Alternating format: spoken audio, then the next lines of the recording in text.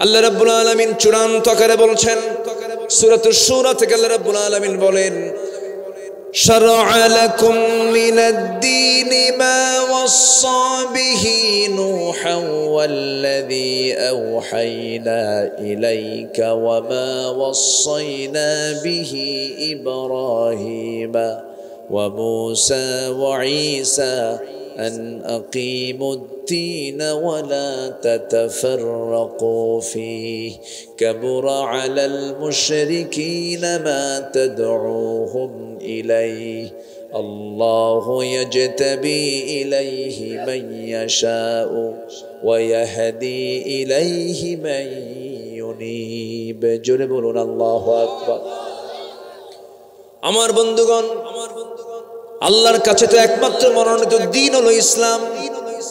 এই দ্বীন ছাড়া অন্য কোনো দ্বীনকে মেনে নেওয়া যাবে না। এই দ্বীন প্রতিষ্ঠার কাজে শুধু এক নবী নন, সব নবী এই কাজটা করেছেন। আল্লাহ পাক এখানে স্পেশাল কিছু নবীর নাম নিয়েছেন। নূহ আলাইহিস সালাতু ওয়াস সালাম জাতির পিতা। আরো জোরে হচ্ছে না কো, জোরে জোরে জাতির পিতা কে? ইব্রাহিম। আমি কেন বারবার বললাম বলেন, কেন বললাম? বুঝে নেন, বুঝে নেন, ভুল যেন না হয়, ঠিক কিনা?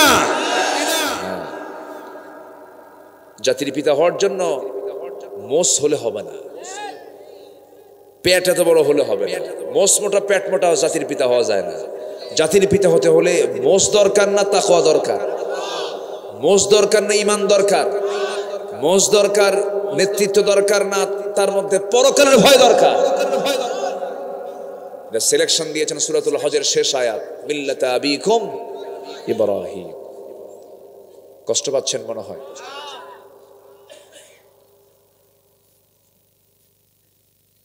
বেশি রাত হলে এই প্রবলেমটা হয়। এই এখন শুরু হবে যাওয়া। এই কি হয়েছে? বসেন বসেন। শোনেন, এই ধমকে আবার মন খারাপ করবেন না। বাচ্চা যদি ওষুধ না খেতে চায়, মা কি করে? জোর করে না। আগে জোর করে না তো, আগে মহব্বত করে। বাবা খা, খা বাবা, বাবা খা। কিন্তু 140 ডিগ্রি জ্বর, এরপরেও ওষুধ খায় না। কি করবে তখন? হাত আর পা সব শক্ত করে খা। ঠিক আছে কিনা বলেন? এই যে ধমকটা দিল, এই ধমকের মধ্যে কি মহব্বত নাই? তো আমি যে ধমকটা দিলাম, এই মহব্বতে, এটা কিন্তু ধমকের, এটার মধ্যে মহব্বত মিশ্রিত ধমক। রাগ করবেন না, একটু বসেন, একটু বসেন। আমি 12টা পয়েন্টে কথা শেষ করব। যদি সময় লেগে যায়, আমাকে সময় দিতে হবে তো, একটু দিতে হবে না?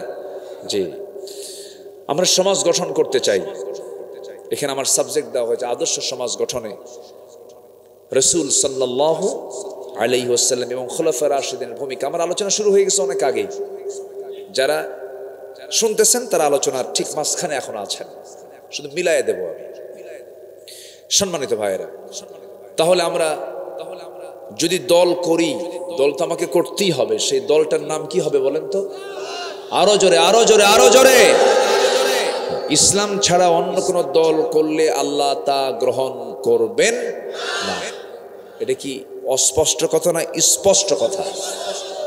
আমার কথা না কোরআনের কথা? ফালাই ইউকবালা মিনহু, কবুল করা হবে না। বাস, ক্লিয়ার কথা।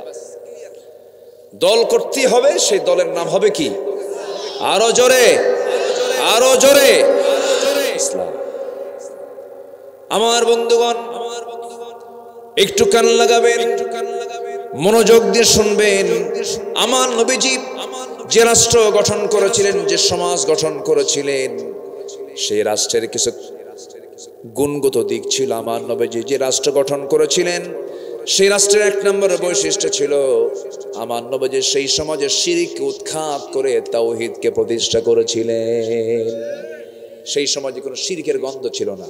কিন্তু শিরক এমন পর্যায়ে গিয়েছিল যে আল্লাহর ঘর কাবা, ওই যে কালো ঘর, কালো কাপড় দিয়ে যে বেষ্টন করে যে ঘর, ওটাই হচ্ছে মূল ঘর। কি ঘর? মূল ঘর কাবা। আর চতুর্দিকে এটা হচ্ছে হারাম, হারাম শরীফ বলে না, হারাম। যে হারামের এটা চতুর্দিকে এরিয়াকে হারাম বলা হয়, কিন্তু মূল ঘর হচ্ছে ইন্না আউওয়ালা বাইতিন উদিআ লিন-নাস লাল্লাযী বিবাক্কা, আরেকটা নাম হলো বাক্কা। তো এই কাবা, ওরা শিরিক করতে করতে এত বড় মুশরিক হয়ে গেছে যে কাবার ভিতরে 360টা মূর্তি তুলছে। চিন্তা করেন, এটা কি একদিনে সরছে? আজ থেকে একদিনে সরছে? সরাতে সময় লেগেছে নবীজির দীর্ঘ 23 বছর। কত বছর? 23 বছর। আমার বন্ধুগণ, আমার নবীজি মক্কার বাসিন্দা যখন ছিলেন সেই সময়ও কাবার ভিতরে মূর্তিগুলো, নবীজির জন্ম যখন হলো সেই সময় মূর্তিগুলো ছিল কাবার ভিতরে। আমার নবীজিকে সঙ্গে করে নবীজির একজন চাচা ছিলেন, যদিও মুসলমান নন কিন্তু সারা জীবন বন্ধু সুলভ, খুব মোহাব্বত ছিল তাদের মাঝে, কিন্তু আনুগত্য ছিল না। আবু তালেব তাকে আনুগত্য করতে পারেন নাই, কিন্তু চাচাটা খুব ভদ্র ছিলেন, যদিও কাফের ছিলেন, কিন্তু আমার ভাষায় প্রায় প্রায় বলে সে ছিল ভদ্র কাফের। কি কাফের? ভদ্র কাফের, বেয়াদব ছিল না।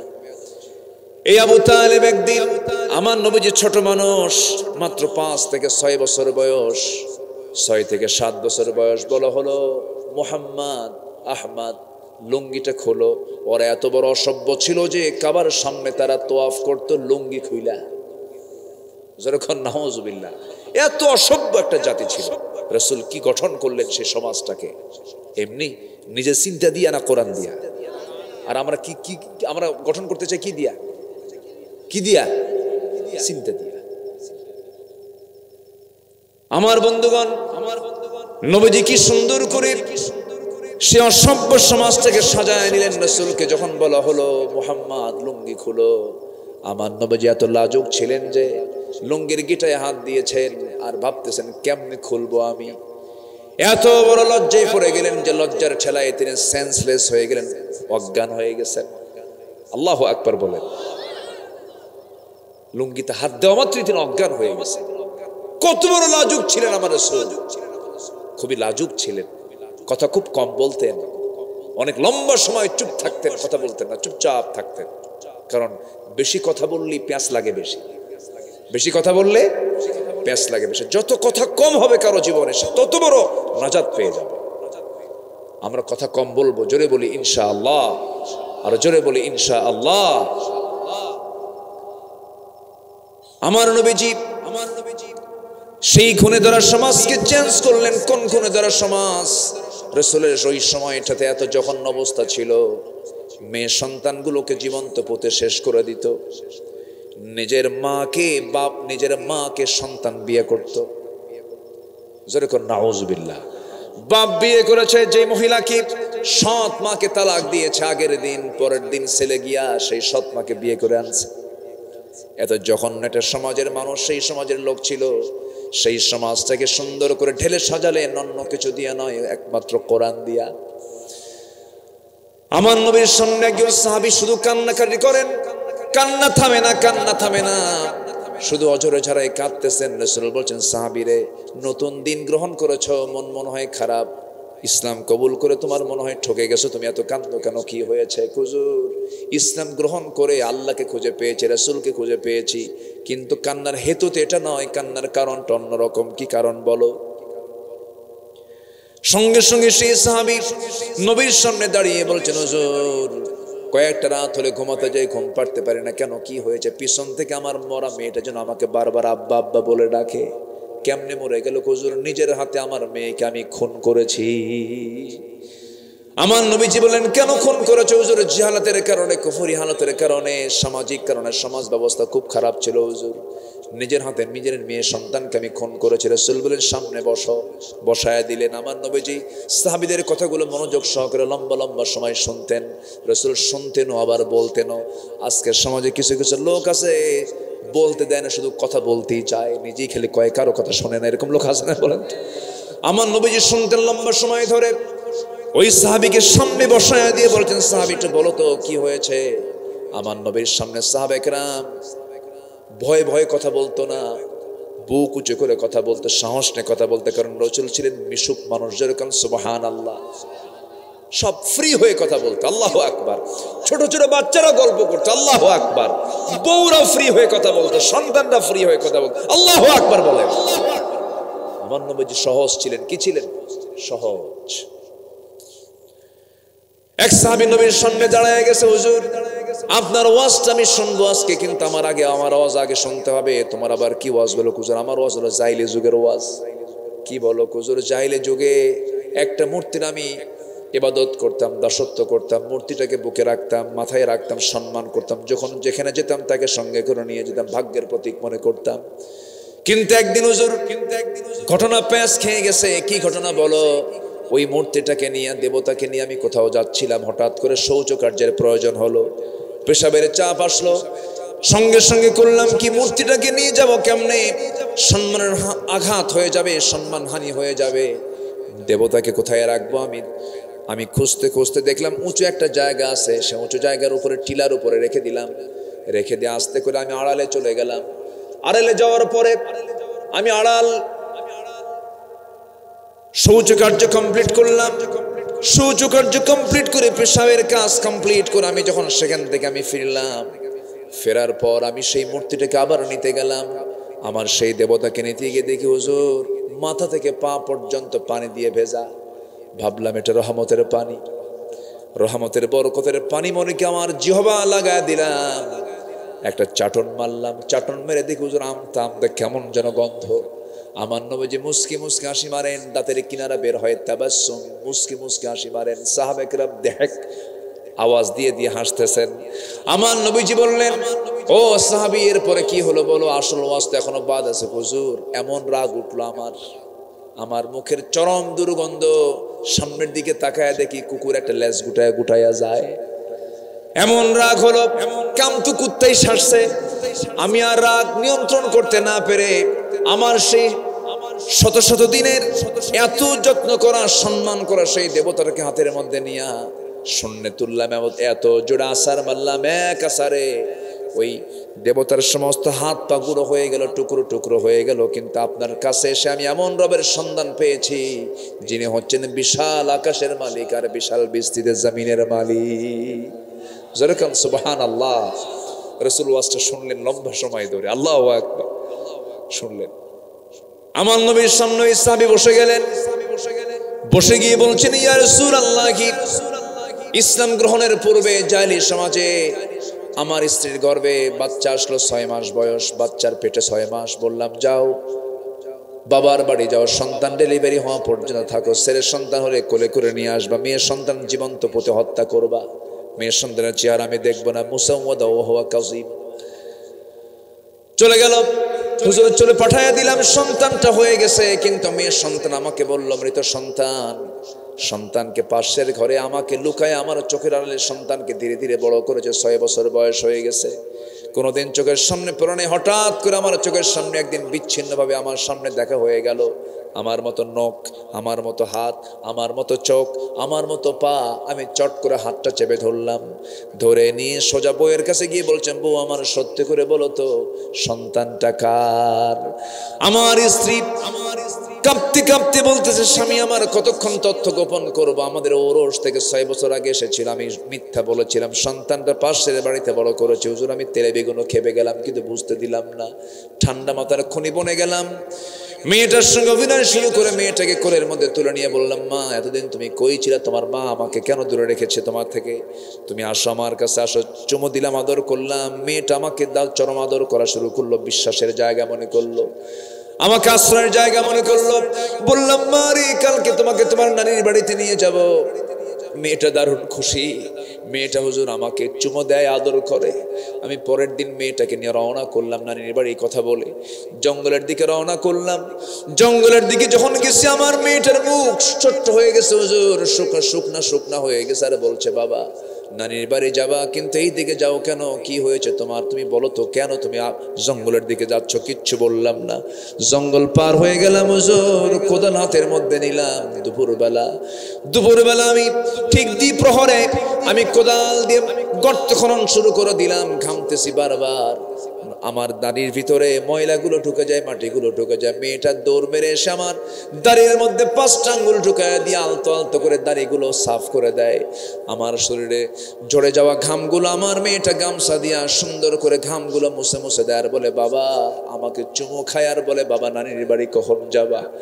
গর্ত খনন আমার শেষ হয়ে গেল, আমি কিচ্ছু বললাম না। সেই আমার কলিজার টুকরা মেয়েটাকে আমি অভিনয় করে বললাম, মা দেখো তো গর্ত খননটা কেমন হয়েছে। মেয়েটা আমার মুচকি হাসি মেরে, হুজুর অনেক সুন্দর চেহারার মেয়ে আমার, গর্তের কাছে গিয়ে যখন উকি মেরে সরল মনে যখন দেখতে লাগলো নিচের দিকটা, আমি পিছন দিকে চলে এলাম। পিছন দিক থেকে আমি এত জোরে ধাক্কা মারলাম, এক ধাক্কায় গর্তের মধ্যে উপর হয়ে পড়ে গেল। চট করে চিত হয়ে দুইটা হাত এক জায়গায় করে বলছে, বাবা বুঝতে পেরেছি আমার মার কথা আজকে সত্য রূপ নিয়েছে। তুমি আমাকে মেরে ফেলার জন্য এই জায়গায় নিয়ে আসছো। আমি নারী হয়ে মেয়ে হয়ে জন্ম নিয়েছি, এটা আমার বড় দোষ। বাবা আমি জানি তুমি আজকে আমাকে মেরেই ফেলবে, কিন্তু আমি তোমার সন্তান, তো শেষবারের মতো তোমার কাছে প্রাণ ভিক্ষা চাই, একটা বারের জন্য বাঁচায় দাও বাবা। বিনিময়ে আজীবন আমৃত্যু এই চেহারা তোমার সামনে আমি কোনোদিন দেখাবো না, আমারে বাঁচায় দাও। দয়া হলো না, মায়া হলো না হুজুর। জাহালাতের কারণে হাতের মধ্যে পাথর নিলাম, পাথর নিয়ে ওই সন্তানটার কলিজা বরাবর এত জোরে মেরে দিলাম, ফিঙ্কি দিয়ে রক্ত পড়া শুরু হয়ে গেল। চিৎকার করতেছে, বারবার আব্বা আব্বা বলে ডাকে রে হুজুর, কিন্তু একটা বারের জন্য আমার ভিতরে মায়া দয়া কাজ হলো না। মাটি চাপা দিয়া, পাথর চাপা দিয়া, বালু চাপা দিয়া নিজের হাতে নিজের মেয়েকে আমি খুন করে সেখান থেকে বিদায় হয়ে আসলাম। হুজুর এতদিন মনে হয় নাই, কিন্তু আজকে দিন গ্রহণ করেছি কয়েকদিন যাবত। রাতের বেলা যখন ঘুমাতে যাই, স্বপ্নের মধ্যে বারবার মেয়েটা আমাকে আব্বা আব্বা বলে ডাকে, আমার ঘুম হয় না। হুজুর সব গুনাহ মাফ হলে এই গুনাহ মনে হয় মাফ হবে না। রাসূল বলছেন, না রে আমার সাহাবী রে, দিন যখন গ্রহণ করেছো, ইসলাম যখন কবুল করেছো, ইসলামকে যখন মেনে নিয়েছো জীবন বিধান হিসাবে, তোমার আগের সমস্ত গুনাহ সহ এই গুনাহ তোমার জীবন থেকে সাফ করে দিয়েছে। জোরে বলি সুবহানাল্লাহ, আরো জোরে সুবহানাল্লাহ।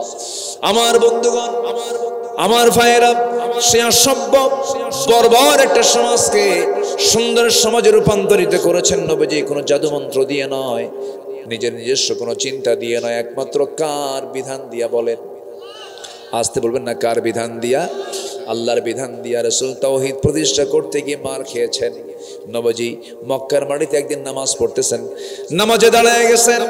সেই নামাজে দাঁড়ানো অবস্থায় কাফেরদের নেতাগুলো সব এক জায়গায় হয়ে বলতেছে, কে আছো? মুহাম্মদের পিঠের উপরে উটের পচা নারী ফুরি চাপায়া দিবা, কে আছো?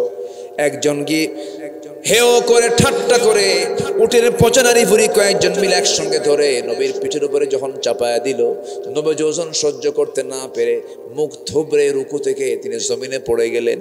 নবীর পাশে কেউ নাই। ফাতিমা রাদিয়াল্লাহু আনহা দূর থেকে দেখেই তিনি দৌড় মেরে রাসূলের কাছে গিয়ে সেই উটের পচা নারী ফুরিগুলো সরাইয়া দিলেন। আমার নবীজি কোনোদিন সহজে বদদোয়া করতেন না, কিন্তু সেদিন তিনি বদদোয়ায় তিনি আমার নবীজি হাত আকাশের দিকে তুললেন। হাত আকাশের দিকে তুলে সহিহ হাদিসের বর্ণনা, 7 জন ব্যক্তির নামে, 7 জন কাফের নামে তিনি বদদোয়া করলেন, নাম ধরে। কি ধরে? নাম ধরে তিনি বদদোয়া করছেন, হে আল্লাহ তুমি আমর ইবনুল হিশাম অর্থাৎ আবু জেহেল, উতবা ইবনে রাবিআ, শাইবা ইবনে রাবিআ, ওয়ালিদ ইবনে উতবা, উমাইয়া ইবনুল খালফ, উকবা ইবনে আবু মুআদ, সর্বশেষ হলো ওমর ইবনুল ওয়ালিদ, এই 7 জনকে তুমি আল্লাহ পাকড়াও করো। এই 7 জনের নামটা তিনি নিয়ে শেষ করলেন দোয়া। বেশি দিন দূরে হয় নাই, বদর যুদ্ধের দিন এই 3টাই বদর কূপের মধ্যে খতম হয়ে গেছে। আমার বন্ধুগণ, আলেমদের বদদোয়া বড় মারাত্মক। আসতে কোন কেন? কত আগের বক্তব্য। আমার দেশের মুফাসসির যিনি আমার দেশের ইতিহাসের কিংবদন্তি, বিশ্ববরেণ্য আলেম দ্বীন আল্লামা সাঈদী বলেছিলেন, মামু বাড়ি দিল্লি গিয়ে পড়বা। বলেন নাই? 25 বছর আগের কথা আজ বাস্তবে রূপ নিয়েছে। একদম সোজা হেলিকপ্টার গিয়ে থামছে। কই? কোথায় গিয়ে পড়ছে? দিল্লি গিয়ে পড়েছে। মামু বাড়ি না? হ্যাঁ, পড়ে গেছে। এমন একটি সময় আসবে পালানোর জন্য একটা ইঁদুরের গর্ত খুঁজে পাবা না। মানিক্কা কোথায় শুয়েছিল? মানিক ছিল কোথায়? কলার পাতায় শুয়েছিল। আমার তো মনে হয় এই ছবিটা প্রত্যেকটা বিচারপতির অফিসে লাগান দরকার। দেখ, সৎ বিচার না করলে এই মানিক হবি তুই, ঠিক কিনা? সে প্রাউড করে বলতো, আমি সাঈদীর বিরুদ্ধে রায় দিয়েছি। প্রাউড করে বলতো, আমি ফাঁসির রায় দিয়েছি। কোনদিন ওর মুখে আমি হাসি দেখি নাই। ওর মুখে হাসি দেখছেন আপনারা কোনদিন? কিছু কিছু লোক হাসি না, ওদের বউরা যে কেমনে থাকে আল্লাহ জানে। আমরা যে কালামের আলোচনা শুনতে এসেছি, এই কালাম তো কারো কালাম না। দুনিয়াতে বহু লোকের নামও আছে আবুল কালাম। এই কালাম কিন্তু সেই কালাম না। এই কালাম হচ্ছে কার কালাম? কালাম মানে হলো কথা। কালাম মানে কি? কথা। কার কথা? আল্লাহর কথা। আল্লাহর কথার চাইতে সুন্দর কথা, মহাসত্য কথা পৃথিবীতে কারো হতে পারে? আসতে বলবেন না, হতে পারে। একমাত্র মহাসত্যবাদীকে, ওয়ামান আসদাকু মিনাল্লাহি কিলা, সবচাইতে বেশি সত্য কথা যিনি বলেন তিনি আমার কে? আল্লাহ তাআলা। সেই মহাসত্য মহাবাণী আল্লাহর কালাম, আল্লাহ পাক কোরআন আমাকে আপনাকে দিয়েছেন। আমি যেখান থেকে তেলাওয়াত করেছি সেই তেলাওয়াতকৃত আয়াতটি হলো সূরাতুশ শূরা থেকে। সূরাতুশ শূরা, শূরা মানে হলো পরামর্শ, অর্থাৎ পার্লামেন্ট, সংসদ। এটাকে যদি আপনি নিয়ে যান তাহলে এটাকে সংসদও বলা যায়। শূরা, মজলিসে শূরা বলে না, পরামর্শের বৈঠক। শূরা মানে হলো পরামর্শ। এই পরামর্শের সূরা থেকে আমি একটা আয়াত শুধু আমি তেলাওয়াত করেছি। আল্লাহ তাআলা এই সূরার শুরুতে এই কিতাব নিয়ে একটু কথা বলেছেন। অনেক জায়গায় আল্লাহ রাব্বুল আলামিন আগে কিতাবের পরিচয়টা আগে দিয়েছেন। সূরা বাকারা দেখেন, সূরা আলে ইমরান দেখেন, রহমান দেখেন, তারপরে সূরা ইউসুফ দেখেন, সূরা ইয়াসিন দেখেন। আল্লাহ পাক আগে এই কিতাবের পরিচয়টা আগে দিয়েছেন। আল্লাহ রাব্বুল আলামিন বলেন, হামিম আইন সিন কফ كذلك يوحي إليك وإلى الذين من قبلك الله العزيز الحكيم له ما في السماوات وما في الأرض وهو العلي العظيم জোরে বলুন আল্লাহু আকবার। এমন দুটো আয়াত দিয়ে শুরু হলো যে আয়াতগুলোর অর্থ পৃথিবীর কারো জানা নাই। শুধু জানাই নাই, কিয়ামত পর্যন্ত স্টাডি করে চেষ্টা করেও এই সমস্ত হামিম আইন সিন কফ ইয়াসিন হামিম এই সমস্ত আয়াতের অর্থ পৃথিবীর কোনো মানুষ কোনোদিন এটার অর্থ কোনোদিন বের করতে পারবে না। এটা একটা চ্যালেঞ্জ। এটা কি বলেন তো? চ্যালেঞ্জ দিয়ে। কোরআন তো চ্যালেঞ্জেরই কিতাব। বিজ্ঞান দিয়ে কোরআন যাচাই হবে না, কোরআন দিয়ে বিজ্ঞান যাচাই হবে। পৃথিবীর সব জ্ঞান যাচাই হবে কি দিয়া? কোরআন। কোরআন যা বলবে এটা রাইট, বাকি যা সব কি? বাতিল, রং।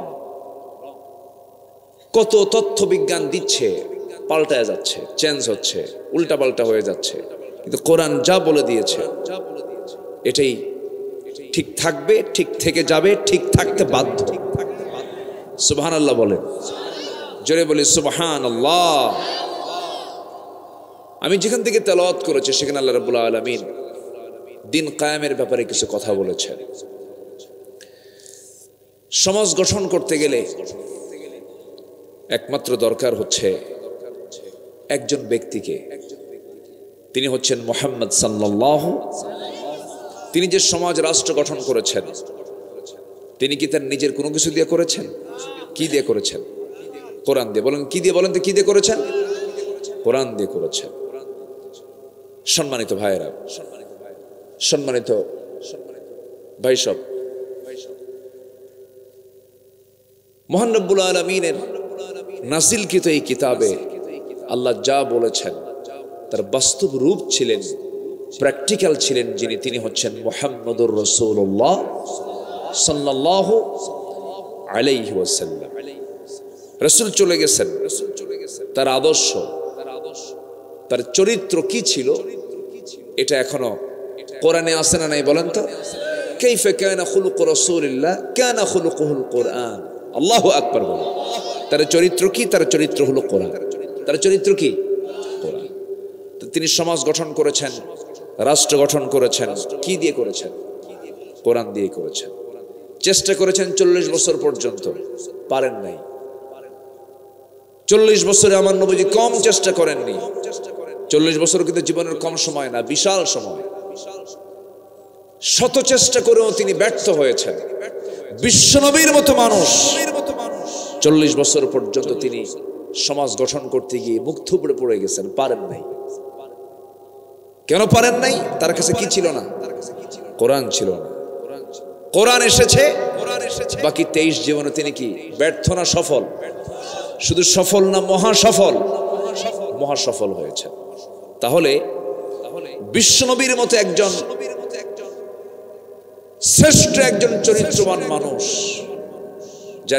যিনি ছিলেন মহান চরিত্রের যিনি আধার, যার জীবনে একটা কৌতুক করেও মিথ্যা নাই, সেই বিশ্বনবীর হাজারো চেষ্টার মধ্য দিয়ে নবুয়ত প্রাপ্তির আগ পর্যন্ত চেষ্টা করেও যদি তিনি সমাজ গঠন করতে, একটি সুন্দর সোনালী সমাজ গড়ে তোলার জন্য যদি চেষ্টা করেও তিনি ব্যর্থ হন, আমরা কোরআন ছাড়া চেষ্টা করলে কি আমরা সফল হব? আসতে বলবেন সফল হব? অতএব যারা রাষ্ট্র গঠনে, সমাজ গঠনে, ব্যক্তি গঠনে, পরিবার গঠনে যারা কোরআন ছাড়া চেষ্টা করবে, কোরআন ছাড়া যারা চেষ্টা করতে চায়, তারা কি সফল না ব্যর্থ?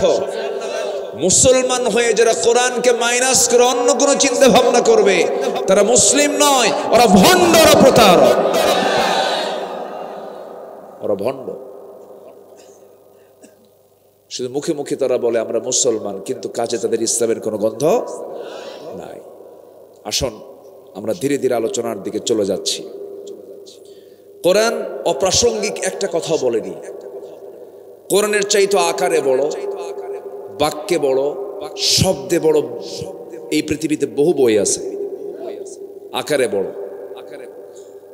তারপরে বাক্যে বড়, কিন্তু কোরআন আল্লাহ পাক এটা এমন কিতাব, বেশি বড় না, আকারে বেশি বড় নয়, কিন্তু আল্লাহ পাক এর মধ্যে যা বলে দিয়েছেন গোটা পৃথিবীর সব তথ্য এর মধ্যে জমা আছে। জোরে বলি সুবহানাল্লাহ। আল্লাহ বলেছেন, এর মধ্যে কিছু সায়েন্সও বলেছেন, সবই আছে। জি, গরম না? গরম লাগছে, বসে। কয়টা গায়ে দিচ্ছেন আপনি? কাম সারছে, একটা, দুইটা, তিনটা। আপনি মনে হয় হুন্ডা নিয়ে আসছেন মনে হয়। হ্যাঁ, হুন্ডা পড়লে, হুন্ডা চললে এরকম হয়। ঠান্ডা তো না, ভালোই ঠান্ডা না? মোটামুটি ঠান্ডা আছে, কিন্তু যে মাঘে যদি ঠান্ডা না হয় তাহলে এটা কেমন হলো? মাঘ মাসের একটা হক আছে না, ঠান্ডা তো হতেই হবে। যাই হোক, আলহামদুলিল্লাহ। তো আল্লাহ পাক এই কিতাবের মধ্যে যা বলেছেন অতিরিক্ত না, যা প্রয়োজন তাই, যা প্রয়োজন তাই বলেছেন। আল্লাহ পাক এক জায়গায় মশার কথা বলেছেন। কিসের কথা বলেছেন? মশা। মশা কি করে? কারে কামড়ায়?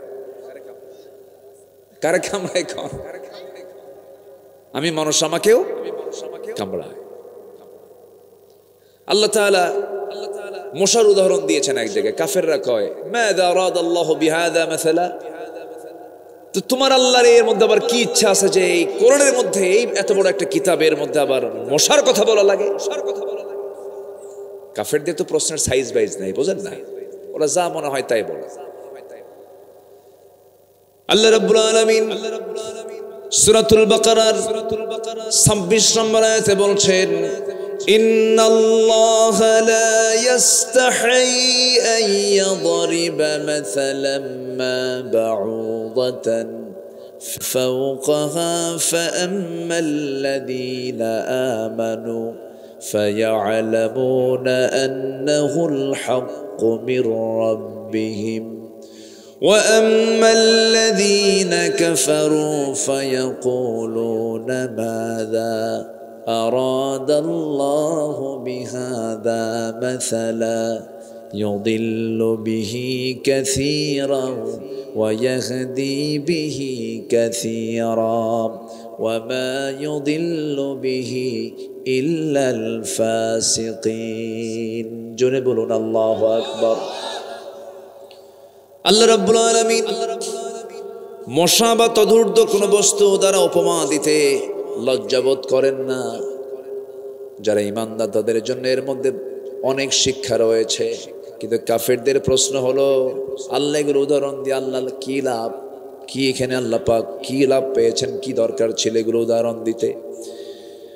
আল্লাহ রাব্বুল আলামিন এই সমস্ত উদাহরণ দিয়ে ইউদিল্লু বিহি কাসীরা ওয়া ইয়াহদি বিহি কাসীরা, কেউ হেদায়েত পায়, কেউ পথভ্রষ্ট হয়ে যায়।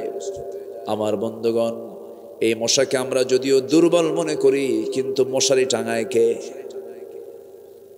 কে টাঙায় মশারি? কে টাঙায় মশারি? মশা কি মশারি টাঙায়? কে টাঙায়? শ্রেষ্ঠ জীব মানুষ। কি থেকে বাঁচার জন্য? মশা থেকে বাঁচার জন্য। শক্তিশালী কে কোন, মশা না মানুষ? মানুষ। তো মশারি টাঙান কেন? খলিকাল ইনসানু দাঈফা, মানুষকে সৃষ্টি করা হয়েছে দুর্বল করে।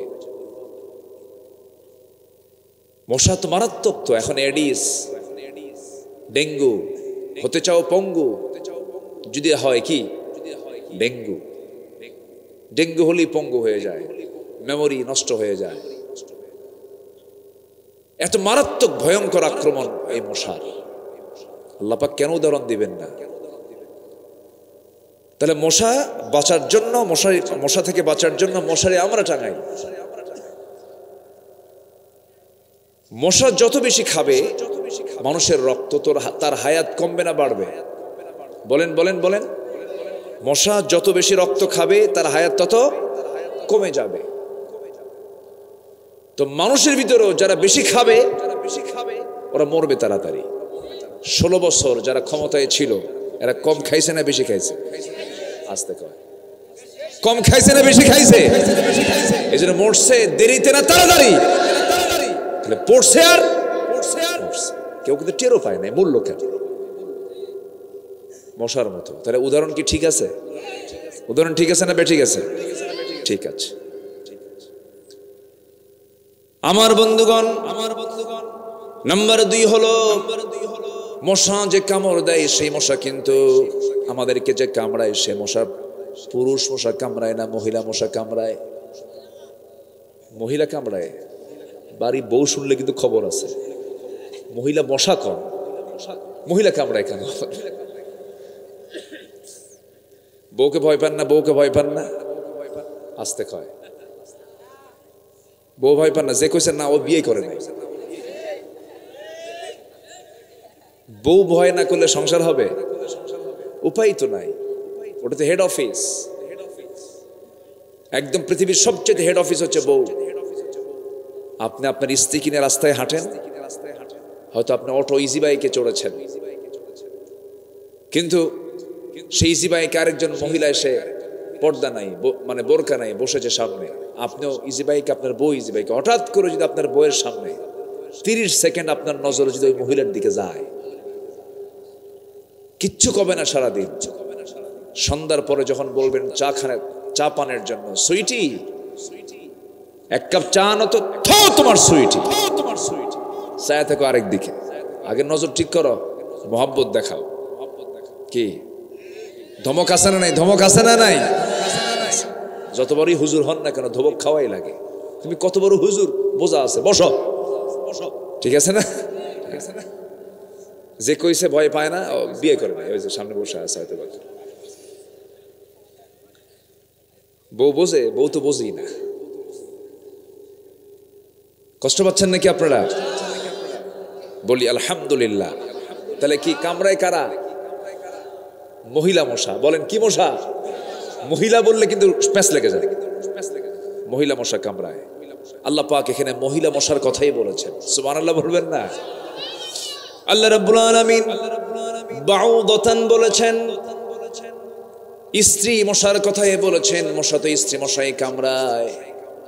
বংশ বিস্তারের জন্য স্ত্রী মশাই সে কামড়টা দেয়, বংশ বৃদ্ধির জন্য সে কামড়ায়। এই মশা শীতে রাতে আপনি শুয়ে পড়েছেন, গোটা ঘর আপনি দেখতে পেলেন লাইট দিয়ে জ্বালায় দিলেন, একটা মশাও নাই, পাশের ঘরেও নাই, নেটিং করা আছে, কিন্তু শুয়ে পড়েছেন যখন লাইটটা বন্ধ, নাকের ডগায় এসে কানের কাছে এসে কি সুন্দর করে গান গায়, সারেগামা পাধানিসা শুরু করে না? এই যে গান গাওয়া শুরু করলো, চোখ রাতের বেলা অন্ধকার কেমনে আপনারে দেখলো।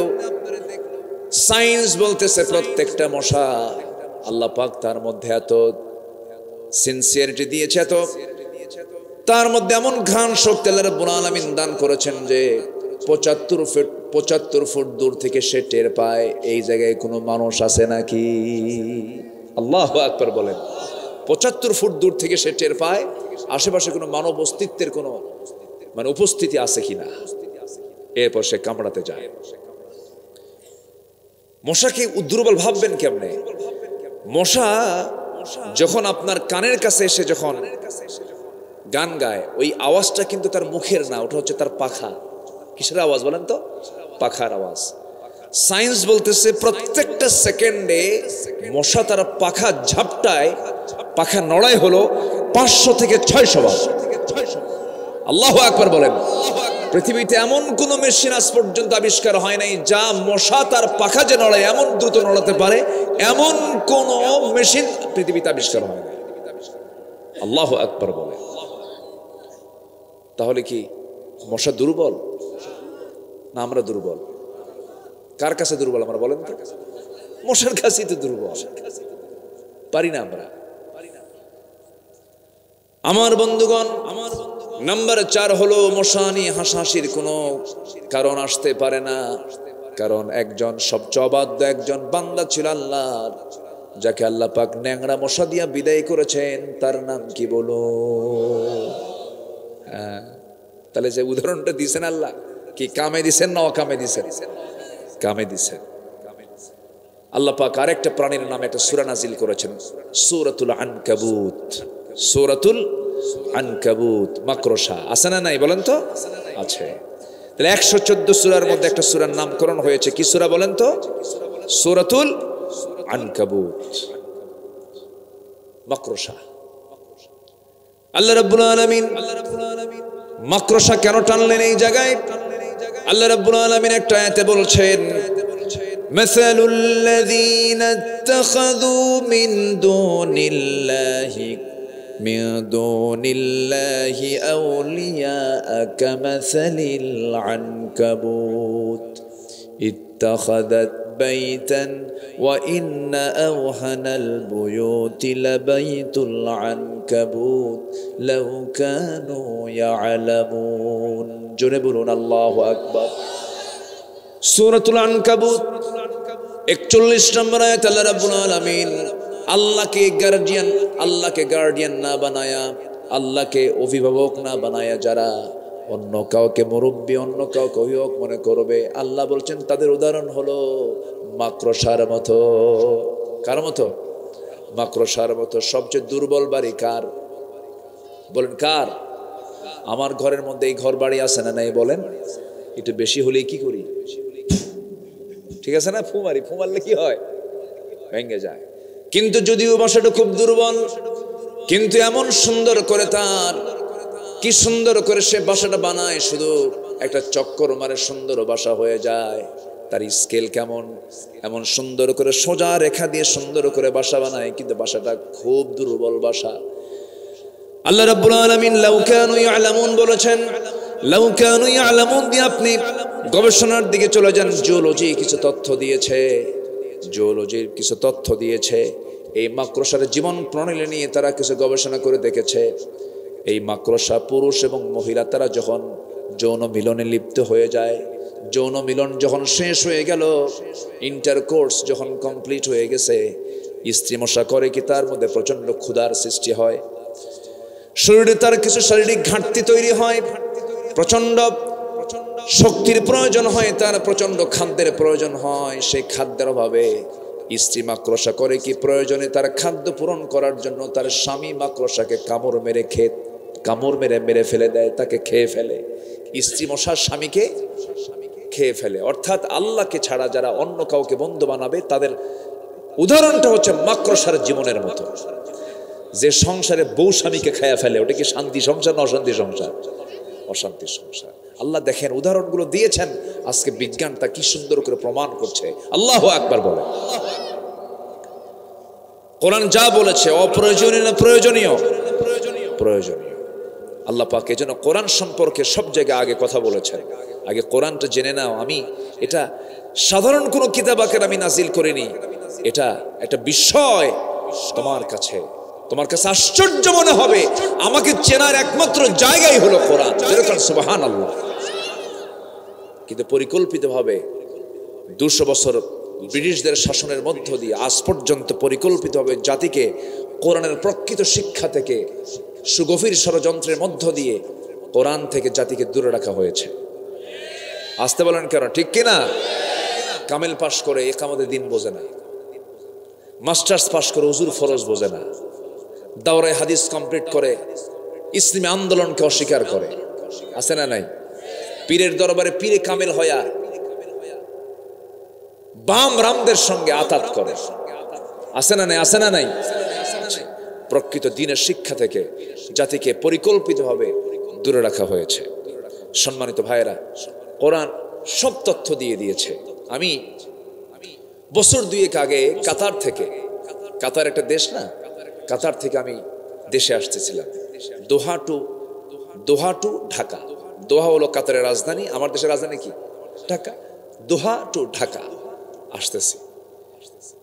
তো দিনের বেলা বিমান চলছে অনেক উঁচুতে, প্রায় 36,000 ফিট উঁচুতে চড়ে বিমান চলে। তো এই মেঘ টেক তো সব নিচে থাকে। দুপুরে আসতেছে, এরকম বহু আসছি, কোনোদিন মনে হয় না। হঠাৎ করে সেদিন মনে হলো এই মেঘমালাগুলো দেখে, আল্লাহ এত বড় এই বিশাল মেঘমালা, এগুলো কেমনে? আল্লাহ তুমি কি এগুলোকে ওজন রাখছো নাকি? ঝুলায় রাখছো কেমনে তুমি? এরকম চিন্তা করতে করতে একটু সার্চে গেলাম, দেখি তো এটার কোনো কিছু আছে কিনা। পরে খুঁজে দেখি না, এই মেঘমালার ওজনও আছে। আবার কিউমুলাস নামে কিছু মেঘমালা আছে যাদের ওজন 10 লক্ষ টন পর্যন্ত আছে। সেই মেঘমালাকে আল্লাহ পাক কি ফেলে দিয়েছেন না ঝুলায় রেখেছেন? বলেন বলেন বলেন বলেন। ঝুলায় রেখেছেন। আকাশ দেখি না আমরা? দেখি না? মেঘলা আকাশ। আবার মেঘের রং কি?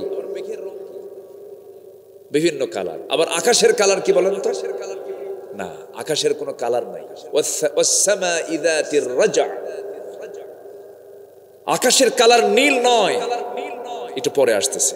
আচ্ছা, এগুলো কথা কি বিরক্ত লাগতেছে নাকি আপনাদের? কথা বলবো জোরে বলি ইনশাআল্লাহ।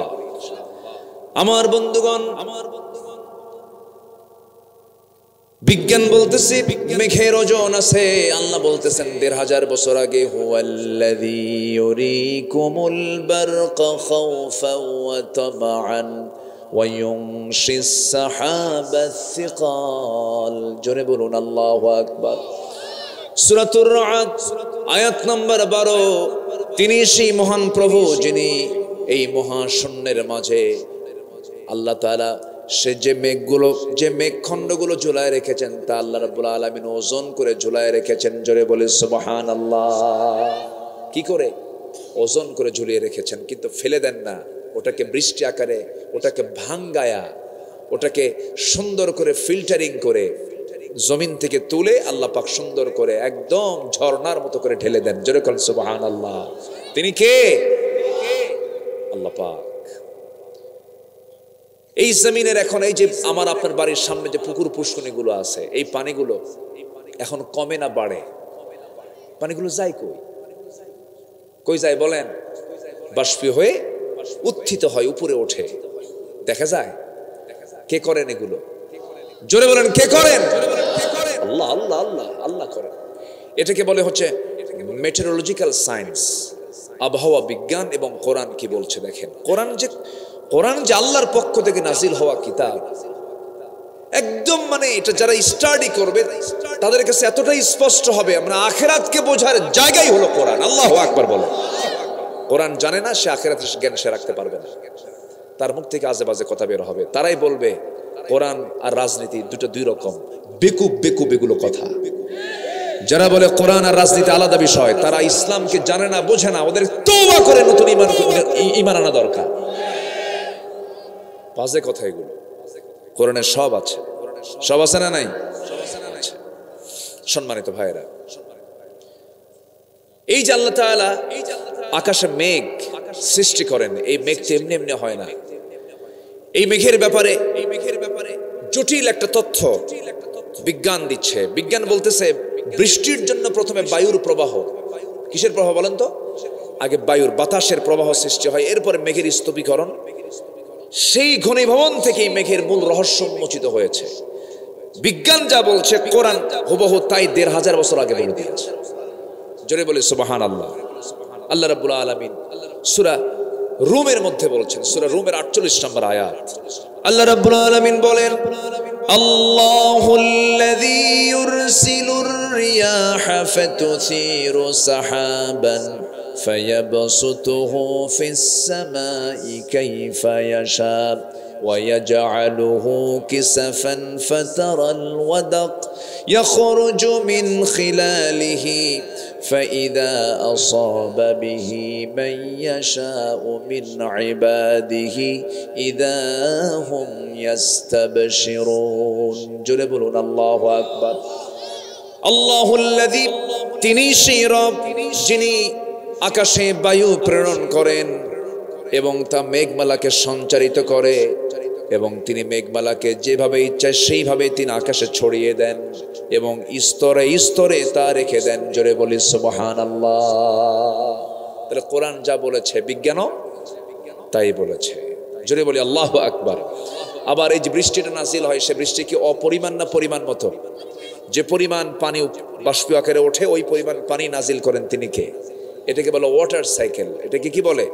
ওয়াটার সাইকেল, পানি চক্র। কি চক্র বলেন? পানি চক্র। এই পানিটা আল্লাহ রাব্বুল আলামিন পরিমাণ মতো নাজিল করেন। ওয়াল্লাযী নাযালা মিনাস সামাই মাআন বিকদারিন ফাআনশারনা বিহি বালদাতাম মাইতান কাযালিকা তুখরাজুন। জোরে বলুন আল্লাহু আকবার। তিনি সেই মহান প্রভু যিনি পরিমিতভাবে আকাশ থেকে বাড়ি বর্ষণ করেন, বৃষ্টি নাজিল করেন এবং মরা জমিনটাকে জিন্দা করে সঞ্জীবিত করেন। তিনি আমার কে? জোরে বলেন, তিনি আমার কে? সূরা যুখরুফ আয়াত নাম্বার 11 আল্লাহ তাআলা সুন্দর করে বলেছেন, দুনিয়ার সমস্ত টেকনোলজি প্রযুক্তি এক করে যদি কেউ চেষ্টা করে আমি পানি চক্র আবিষ্কার করব, ওর বাপ শুদ্ধ পারবে? কিয়ামত পর্যন্ত কেউ পারবে? কে করে দিয়েছেন? যদি এটা না থাকতো সব মুখ থুবড়ে পড়ে যেত, কোনো প্রাণী থাকতে পারতো না, সব মরে শেষ হয়ে যেত। কে করেছেন? আসতে বলেন, কে করেছেন? প্রতি সেকেন্ডে জমিন থেকে পানি বাষ্পীয় আকারে আকাশে আল্লাহ পাক তুলে নেন। প্রতি সেকেন্ডে হলো 16 মিলিয়ন টন। কেউ তো আল্লাহু আকবার বললেন না, আরো জোরে বলেন। প্রতি সেকেন্ডে 16 মিলিয়ন টন। বছরের পরিমাণ দ্বারাই হলো 513 ট্রিলিয়ন টন। আল্লাহু আকবার। বঙ্গোপসাগরের পানি আল্লাহ পাক তুলতেছেন, তুলে পঞ্চগড়ের সেই তেতুলিয়ার ধুলায় মরা জমিনটাকে জিন্দা করার জন্য। যদি পাইপিং সিস্টেম হতো, পৃথিবীর কোনো স্থলভাগ থাকতো? সুন্দর করে ঝর্ণার মতো করে পানি নাজিল করছেন। তিনি আমার কে? আরো জোরে, তিনি আমার কে? সে আল্লাহর পক্ষ থেকে সিলেকশন হয়ে গেছে। দিন একটাই, তা সেই দিনের নাম হলো ইসলাম। সেই দিনের নাম কি? ইসলাম। অতএব আমার আল্লাহর দেওয়া ইসলামের বিকল্প কোনো দিন পৃথিবীতে থাকতে পারে? সেটা কোনোদিন মজবুত হতে পারে? কিন্তু আল্লাহর দিন ইসলাম ছাড়া আরো দিন এই দুনিয়াতে আসে না নাই? আচ্ছা, আমার দেশে কি আল্লাহর দিন ইসলাম চলে না দুনিয়ার দিন চলে? বলেন, কিসের দিন চলে বলেন? এখানেই কথা, এখানে আলোচনা নুরু ওয়া শুরু। কি আমি কি আলোচনা কি চালাবো? কারো কোনো সমস্যা নাই তো? জোরে বলি ইনশাআল্লাহ। আজকে যদি সমাজ গঠনে, রাষ্ট্র গঠনে, পরিবার গঠনে যদি শুধু চোখ বন্ধ করে যদি এই জাতি যদি কোরআনকে ফলো করত, 11 লক্ষ কোটি টাকা দেশ থেকে পাচার হতো না। আল্লামা সাঈদীর মতো মানুষকে হারানো লাগতো না। আমরা কম সম্পদ হারাইনি, বহু সম্পদ হারিয়েছি। সম্মানিত বন্ধুগণ, কথা বললি তো আবার হয়তো অনেকে একটা মহল মন খারাপও করতে পারেন, কিন্তু বাস্তব কথা তো বলতেই হয়। চুরি করলেন আপনারা আর জেল খাটলাম আমরা। হ্যাঁ, আসতে কন কেন? আসতে কন কেন? আপনারা ফাঁসির মঞ্চে ঝুলিয়ে মারবেন, আমরা একটু কথাও বলতে পারবো না। কিন্তু জুলুম দিয়ে কখনো ক্ষমতাকে পাকাপোক্ত করা যায় না, ঠিক কিনা? জুলুম করবে যে, কি জুলুম যে করবে সে কি থাকবে? সে কি থাকতে পারবে? টিকতে পারবে? টিকতে পারবে না, শেষ হয়ে যাবে। সম্মানিত ভাইয়েরা, অনেক কথা আছে, আস্তে আস্তে করে বলি। জুলুম তো বহু হয়েছে, কম জুলুম হয়নি, অনেক জুলুম হয়েছে। এই জুলুম থেকে বাঁচতে হলে আমাকে আপনাকে একটা মানুষের কাছে যেতে হবে, তিনি হচ্ছেন মুহাম্মদ সাল্লাল্লাহু। আমার নবীজির রাষ্ট্রে একটা উট পর্যন্ত জুলুম করতে দিতেন না রাসূল, একটা উটের প্রতি। আল্লাহু আকবার। আমার নবীজি একদিন একটা উটের সামনে দাঁড়ানো, উট কান্দে, আমার নবীজি তাড়াতাড়ি গিয়ে উটের মাথায় হাত দিলেন, উটের কান্না থেমে গেছে। সহিহ হাদিস। আমার নবীজির কাছে উট অভিযোগ দিল, ইয়া রাসূলুল্লাহ, আমার মনিব আমাকে না খায়া রাখে, আমাকে খাবার দেয় না, পানি দেয় না, আমার বড় কষ্ট হয়। আমার নবীজি শোনা মাত্রই বলে ফেললেন, মার রাব্বু হাদাল জামাল, এই উটের মালিকটা কি? তাকে ডেকে আনো। ডেকে আনা হলো। রাসূল বলছেন, তুমি এই উটটাকে তুমি খেতে দাও না, পানি দাও না। উট আমার কাছে অভিযোগ দিয়েছে, খবরদার এই সমস্ত প্রাণীগুলো যেন না খেয়ে কষ্ট না পায়। জোরে কোন সুবহানাল্লাহ। সাইয়্যিদুনা ওমর ফারুক রাদিয়াল্লাহু তাআলা আনহুর মতো মানুষ খেলাফতের দায়িত্ব পালন কালে তিনি একটা মন্তব্য করে বসলেন, ও আমার দেশবাসী, মানুষ তো দূরে থাক, ফোরাতের তীরে একটা কুকুর যদি অনাহারে মারা যায়, ইরাকের রাস্তা খারাপের কারণে যদি গর্তের মধ্যে একটা উটের পা পড়ে, যদি উটের পা ভেঙে যায়, কিয়ামতের দিন আমাকে আসামির কাঠগড়ায় দাঁড়িয়ে তারা জবাব দিতে হবে আল্লাহর আদালতে। এই সমস্ত আচরণগুলো তাদের মাধ্যমে প্রকাশ পেয়েছে একমাত্র কার ভয়ে বলেন? আসতে বলবেন না, কার ভয়ে? সাইয়্যিদুনা ওমর ফারুক জাহান্নামী না জান্নাতি, এই সংবাদ পেয়েছেন মরার পরে না মরার আগে? মরার আগে সংবাদ পাওয়া একজন জান্নাতি সাহাবী। কত বড় আল্লাহওয়ালা ছিলেন! তিনি একদিন বসে আছেন, তার পাশে বসে একজন সাহাবী একটা হাদিস বর্ণনা করছেন, মিসকাল হাববাতিন মিন কিবার, যার মধ্যে চুল পরিমাণ, যাররা পরিমাণ যার মধ্যে অহংকার থাকবে, সে জান্নাতের গন্ধ পাবে না, জান্নাত সে পাবে না। এই কথা শোনা মাত্র ওমর ফারুক লাফ মেরে গিয়ে জমিনে পড়ে গেলেন, ধুলায় মলিন হয়ে গেলেন, গোটা শরীর তার ধুলায় দ্বারা মাখায় নিয়ে তিনি কাঁদতে কাঁদতে বেকারার হয়ে গেলেন। এক পর্যায়ে আকাশের দিকে তাকায় বলছে, আকাশের মালিক, আমার মনে হয় আমার জাহান্নাম ছাড়া কোনো গতি নাই, তুমি আমাকে মনে হয় মাফ করতে পারবে না, কারণ আমি বড় গুনাহগার। এই কথা বলতে বলতে তিনি বলছেন, জনগণ আমাকে খলিফা বলে, আমার কাছে অহংকার লাগে, আমি মনে হয় অহংকারী হয়ে গেছি। এবং তিনি আকুতি মিনতি করে আল্লাহর আদালতে আল্লাহর দিকে তাকায় তাকায় বলছেন, আর শাজিমের দিকে তাকায় তাকায় বলছেন, আর শাজিমের মালিক আল্লাহ, গোটা দুনিয়ার সমস্ত মানুষকে তুমি যদি জান্নাতের ফয়সালাও দিয়ে দাও, একটা ব্যক্তিকে যদি জাহান্নামের ফয়সালা দাও, আমার মন বলে সে একটা ব্যক্তি জাহান্নামে যে যাবে, সে তার নাম হবে ওমর।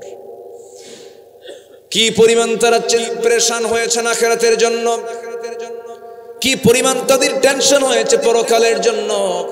আমার বন্ধুগণ, এই জন্য সব চিন্তার আগে, সবার আগে যে চিন্তা আসতে হবে, একজন ইমানদারের জীবনের সবচেয়ে বড় চিন্তা আসবে হলো দুনিয়ার না আখিরাতের।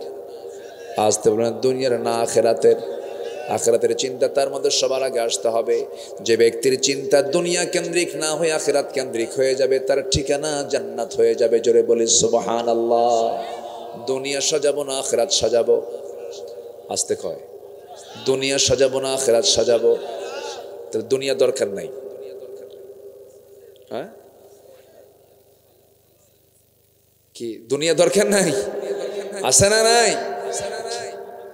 দুনিয়াও দরকার আছে, কিন্তু দুনিয়াটা কি দরকার আছে যারা পারেন সঙ্গে পড়েন, রব্বানা আতিনা ফিদ দুনিয়া হাসানাতাও ওয়া ফিল আখিরাতি হাসানাতাও ওয়া কিনা আযাবান নার ওয়াজআলনাল জান্নাতা মাআল আবরার। জোরে বলুন আল্লাহু আকবার। আল্লাহ, তুমি আমাকে দুনিয়ার হাসানা দিয়ে দাও, আখিরাতের হাসানাও দিয়ে দাও। আখিরাতকে সাজাবো দুনিয়া থেকেই, ঠিক কিনা বলেন? দুনিয়া যদি ইসলাম দিয়ে সাজাই, এই দুনিয়ার ইসলাম দিয়ে সাজানোই আমাকে জান্নাতের মেহমান বানায় দেবে। জোরে বলি সুবহানাল্লাহ। আমি কি আলোচনা চালায় যাব? এই ছেলে ওঠো, কেন বসো। মাশাআল্লাহ, বলা মাত্রই বসে গেছে। আমি কি শেষ করে দেব নাকি? ওঠা বসা হচ্ছে কেন? দু একজন উঠতেছেন বসতেছেন, ঠিক না? হ্যাঁ, ও চাপ, চুপ, ঠিক আছে, আমি আর বলবো না, ঠিক আছে, যাবেন আপনারা। কিন্তু আমি যদি বলি ভাই আপনি একটু থাকেন, আমি একটু চাপে আছি, বলবেন যে কি চাপওয়ালা হুজুর নিয়ে আসছো, হ্যাঁ, খালি চাপ খোঁজে, দোষ তো ঠিকই দিবেন আমারে। একটু বসেন না, একটু বসেন। বহু সময় তো বহুদিক আমরা খরচ করি, বিকেলবেলা চলে যায় চার দোকানে, সন্ধ্যা হয় মাগরিব নাই, এসব টিভি দেখে আর চা খায়, আর মাঝে মাঝে একটু বিড়িও খায়। বিড়ি খাওয়ার লোক তো আমার দেশে খুবই কম। নিজের গ্রামের দিকে তাকান তো, নিজের গ্রামের দিকে তাকান তো। আমার আপনার গ্রামে সাধারণ লোক বেশি না বিড়িখোর বেশি? যে বিড়ি খায় তার নাম কি খোর? আরো জোরে। যে গাঁজা খায় তার সে কি খোর? যে মদ খায় সে কি খোর? যে পান খায় জর্দা দিয়ে সে কি খোর? আমি কিন্তু কাউরে বাদ দিলাম না। পান খান আপনি, পান খেতে তো আপত্তি নাই। পানের রস, আমি আমার দাদার মুখের পান খেয়েছি। দাদা চাবাইছে, দাদার ঠোঁট দেখে খুব ভালো লাগতো। দাদা তুমি কি খাও, তোমার ঠোঁট লাল টকটকা, দাও পান। দাদা মুখের সেই চাবানো পান আমার মুখে দিত, আমি খাইতাম। তো পান খান, সমস্যা নাই, কিন্তু পানের সাথে আবার হাকিমপুরি রহমতুল্লাহ আলাইহি কেন? বক্তব্য তো এই জায়গায়, কথা তো এই জায়গায় সমস্যা। পেঁচ লাগান কেন? বিড়ি খাওয়া যাবে না। বিড়ি কোন নবী খাইছে এমন কোন হাদিস পাইছেন আপনারা? কোন নবীর সাথে কি বিড়ির সম্পর্ক আছে? কোন আল্লাহওয়ালার সাথে কি বিড়ির সম্পর্ক আছে? খাবেন কেন? আবার মাহফিলে এসে প্রশ্ন করে, বিড়ি খাওয়া কি জায়েজ আছে? উনি জায়েজের ফতুয়ার ব্যস্ত আছে, মানে উনি তবুও বিড়ি ছাড়বেন না, উনি তবুও বিড়ি ছাড়বেন না। আল্লাহ তুমি নেশা থেকে বাঁচাও, জোরে বলি আল্লাহুম্মা আমিন। সম্মানিত ভাইরা, তাহলে দিন একমাত্র একটাই। দিন কার? সে দিনের নাম কি? আরো জোরে, আরো জোরে। ইসলাম ছাড়া আর কোনো দিন পৃথিবীতে সত্য বলতে নাই। যা আছে সব ভুয়া, সব বাতিল। ইসলাম ছাড়া সব কি? বাতিল। জা আল হক ওয়া যাহাকাল বাতিল, সব বাতিল। কিন্তু বাতিলের মহড়াই তো এখন বেশি। আমার দেশের দিকে তাকায় দেখেন, কোরআন পড়ে নাই, হাদিস পড়ে নাই, ফতুয়া দিয়ে বেড়াচ্ছে। কোরআন আর রাজনীতি আলাদা জিনিস। কি ফতুয়া মানল দেখছেন? এগুলো আছে না? এই সমস্ত কথাগুলো বললে ইমান আছে না গেছে? ইমান আছে না গেছে? চলে গেছে, ইমান থাকার কথা নয়। আল্লাহ রাব্বুল আলামিন চূড়ান্ত আকারে বলছেন, সূরাতুশ শূরা থেকে আল্লাহ রাব্বুল আলামিন বলেন, شرع لكم من الدين ما وصى به نوحا والذي أوحينا إليك وما وصينا به إبراهيم وموسى وعيسى أن أقيموا الدين ولا تتفرقوا فيه كبر على المشركين ما تدعوهم إليه الله يجتبي إليه من يشاء ويهدي إليه من ينيب جربون الله أكبر আমার বন্ধুগণ আল্লাহর কাছে তো একমাত্র মনোনীত দিন হলো ইসলাম। এই দিন ছাড়া অন্য কোনো দিনকে মেনে নেওয়া যাবে না। এই দিন প্রতিষ্ঠার কাজে শুধু এক নবী নন, সব নবী এই কাজটা করেছেন। আল্লাহ পাক এখানে স্পেশাল কিছু নবীর নাম নিয়েছেন। নূহ আলাইহিস সালাতু ওয়াস সালাম জাতির পিতা। আরো জোরে হচ্ছে না কো? জোরে জোরে। জাতির পিতা কে? ইব্রাহিম। আমি কেন বারবার বললাম বলেন? কেন বললাম? বুঝে নেন, বুঝে নেন, ভুল যেন না হয়, ঠিক কিনা?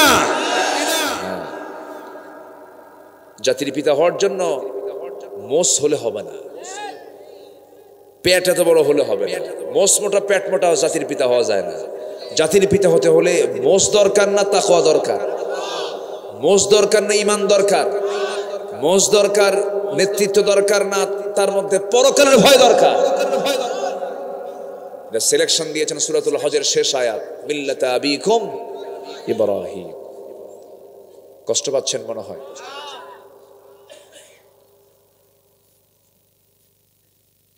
বেশি রাত হলে এই প্রবলেমটা হয়। এই এখন শুরু হবে যাওয়া।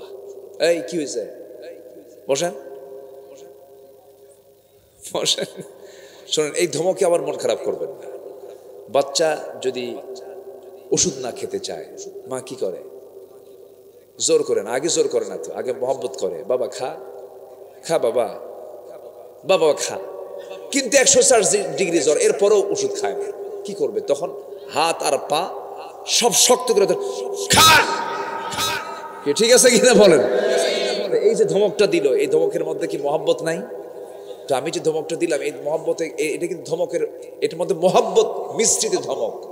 রাগ করবেন না, একটু বসেন, একটু বসেন। আমি 12টা পয়েন্টে কথা শেষ করব। যদি সময় লেগে যায়, আমাকে সময় দিতে হবে তো, একটু দিতে হবে না? জি, আমরা সমাজ গঠন করতে চাই। এখানে আমার সাবজেক্ট দেওয়া হয়েছে আদর্শ সমাজ গঠনে রাসূল সাল্লাল্লাহু আলাইহি ওয়াসাল্লাম এবং খুলাফায়ে রাশিদিনের ভূমিকা। আমার আলোচনা শুরু হয়ে গেছে অনেক আগেই।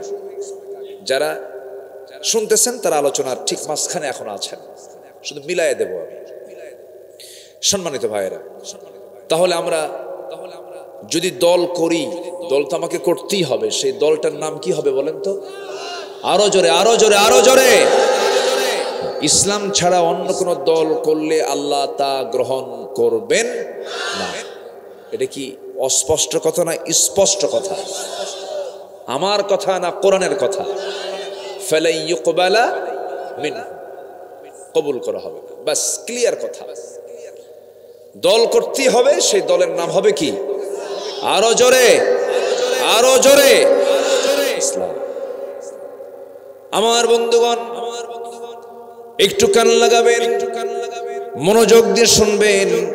আমার নবীজি যে রাষ্ট্র গঠন করেছিলেন, যে সমাজ গঠন করেছিলেন, সেই রাষ্ট্রের কিছু গুণগত দিক ছিল। আমার নবীজি যে রাষ্ট্র গঠন করেছিলেন, সেই রাষ্ট্রের 1 নম্বর বৈশিষ্ট্য ছিল, আমার নবীজি সেই সমাজে শিরককে উৎখাত করে তাওহীদকে প্রতিষ্ঠা করেছিলেন। সেই সমাজে কোনো শিরকের গন্ধ ছিল না, কিন্তু শিরক এমন পর্যায়ে গিয়েছিল যে আল্লাহর ঘর কাবা, ওই যে কালো ঘর, কালো কাপড় দিয়ে যে বেষ্টন করে যে ঘর, ওটাই হচ্ছে মূল ঘর। কি ঘর? মূল ঘর কাবা। আর চতুর্দিকে এটা হচ্ছে হারাম, হারাম শরীফ বলে না, হারাম। যে হারামের এটা চতুর্দিকে এরিয়াকে হারাম বলা হয়, কিন্তু মূল ঘর হচ্ছে ইন্না আউওয়ালা বাইতিন উদিআ লিন-নাস লাল্লাযী বিবাক্কাহ, আরেকটা নাম হলো বাক্কা। তো এই কাবা, ওরা শিরিক করতে করতে এত বড় মুশরিক হয়ে গেছে যে কাবার ভিতরে 360টা মূর্তি তুলছে। চিন্তা করেন, এটা কি একদিনে সরছে? আজ থেকে একদিনে সরছে? সরাতের সময় লেগেছে নবীজির দীর্ঘ 23 বছর। কত বছর? 23 বছর। আমার বন্ধুগণ, আমার নবীজি মক্কার বাসিন্দা যখন ছিলেন, সেই সময়ও কাবার ভিতরে মূর্তিগুলো, নবীজির জন্ম যখন হলো সেই সময় মূর্তিগুলো ছিল কাবার ভিতরে। আমার নবীজিকে সঙ্গে করে নবীজির একজন চাচা ছিলেন, যদিও মুসলমান নন, কিন্তু সারা জীবন বন্ধু সুলভ, খুব মোহাব্বত ছিল তাদের মাঝে, কিন্তু আনুগত্য ছিল না। আবু তালেব তাকে আনুগত্য করতে পারেন নাই, কিন্তু চাচাটা খুব ভদ্র ছিলেন, যদিও কাফের ছিলেন, কিন্তু আমার ভাষায় প্রায় প্রায় বলে সে ছিল ভদ্র কাফের। কি কাফের? ভদ্র কাফের, বেয়াদব ছিল না। এই আবু তালেব একদিন, আমার নবীজি ছোট মানুষ, মাত্র 5 থেকে 6 বছর বয়স, 6 থেকে 7 বছর বয়স, বলা হলো মুহাম্মদ, আহমদ, লুঙ্গিটা খোলো। ওরা এত বড় অসভ্য ছিল যে কাবার সামনে তারা তোয়াফ করতো লুঙ্গি খুইলা। যখন নাউজুবিল্লাহ, এত অসভ্য একটা জাতি ছিল। রাসূল কি গঠন করলেন সেই সমাজটাকে?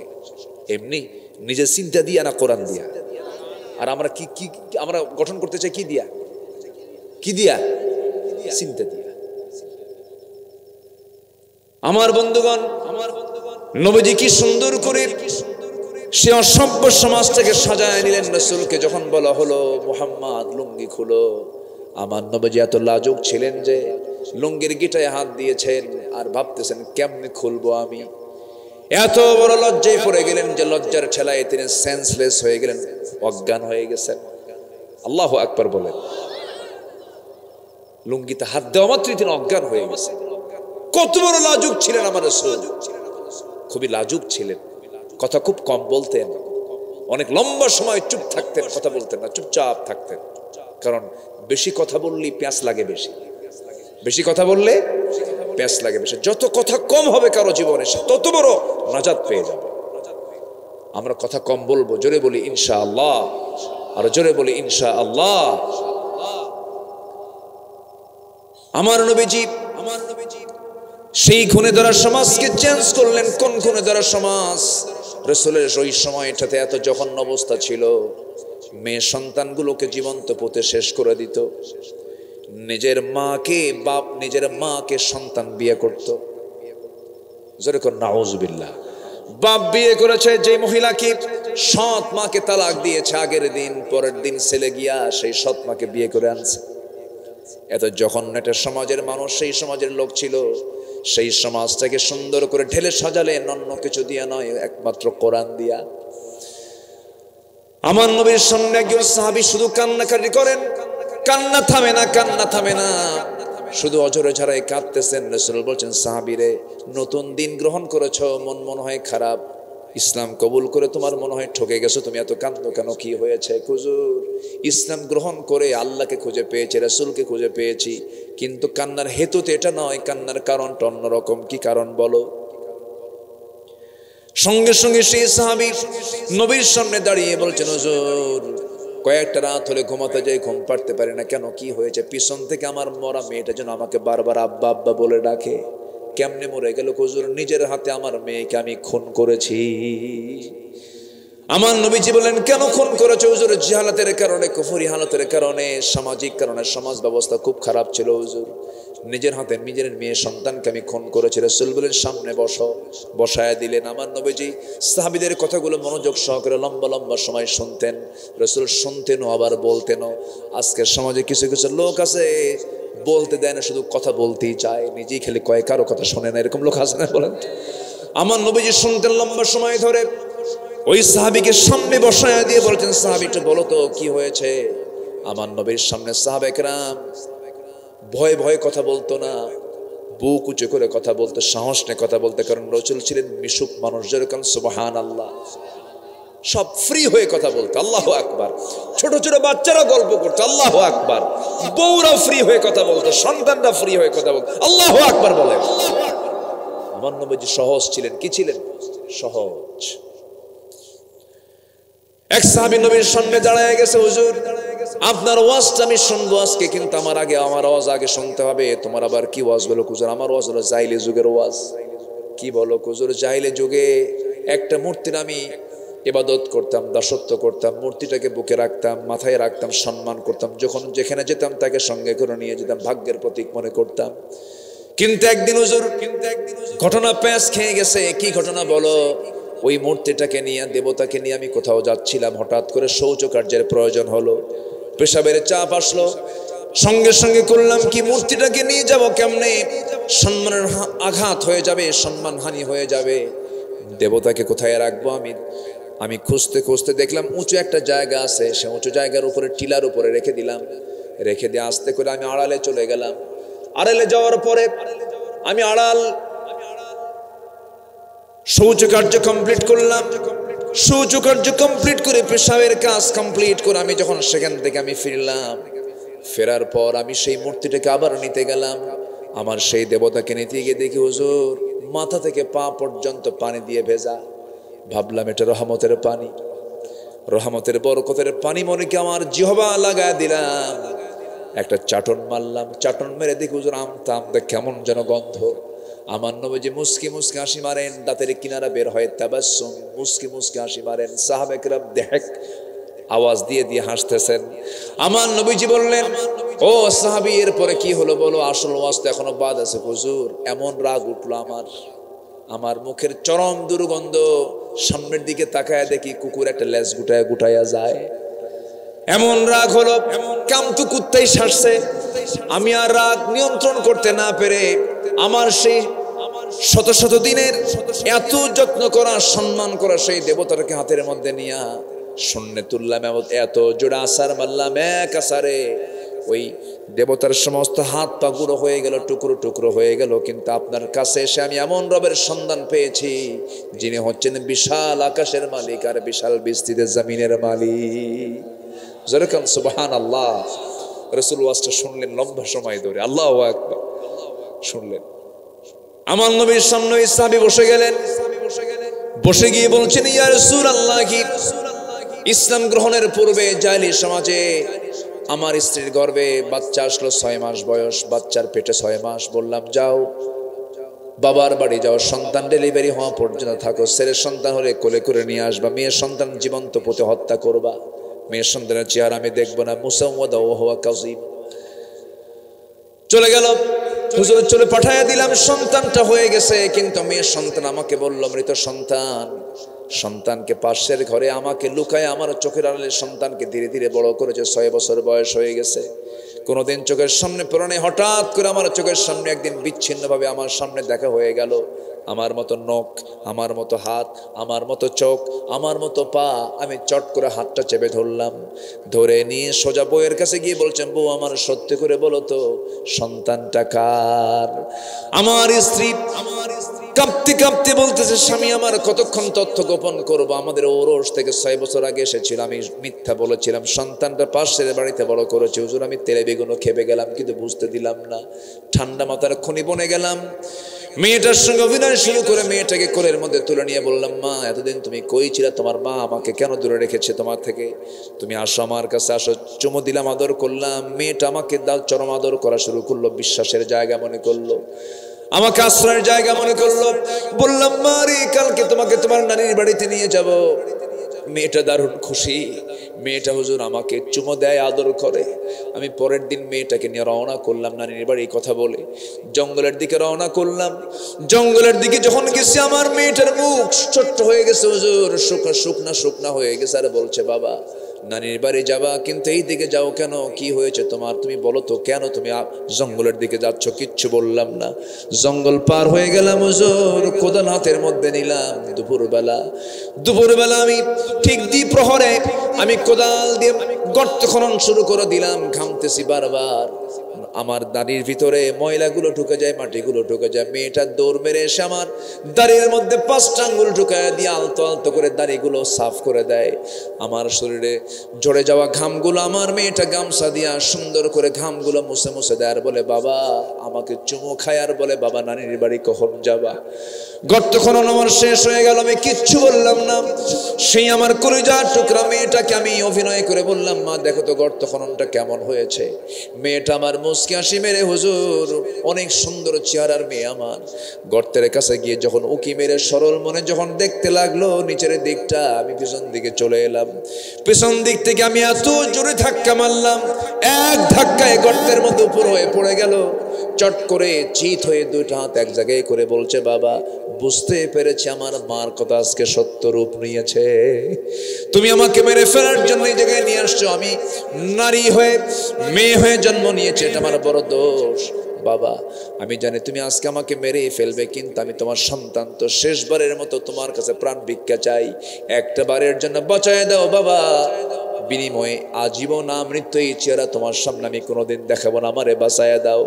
দয়া হলো না, মায়া হলো না হুজুর।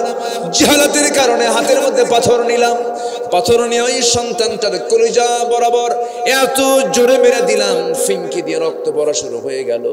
চিৎকার করতেছে বারবার, আব্বা আব্বা বলে ডাকে রে হুজুর। কিন্তু একটা বারের জন্য আমার ভিতরে মায়া দয়া কাজ হলো না। মাটি চাপা দিয়া, পাথর চাপা দিয়া, বালু চাপা দিয়া নিজের হাতে নিজের মেয়েকে আমি খুন করে সেখান থেকে বিদায় হয়ে আসলাম। হুজুর এতদিন মনে হয় নাই, কিন্তু আজকে দিন গ্রহণ করেছি কয়েকদিন যাবত। রাতের বেলা যখন ঘুমাতে যাই স্বপ্নের মধ্যে বারবার মেয়েটা আমাকে আব্বা আব্বা বলে ডাকে, আমার ঘুম হয় না। হুজুর সব গুনাহ মাফ হলে এই গুনাহ মনে হয় মাফ হবে না।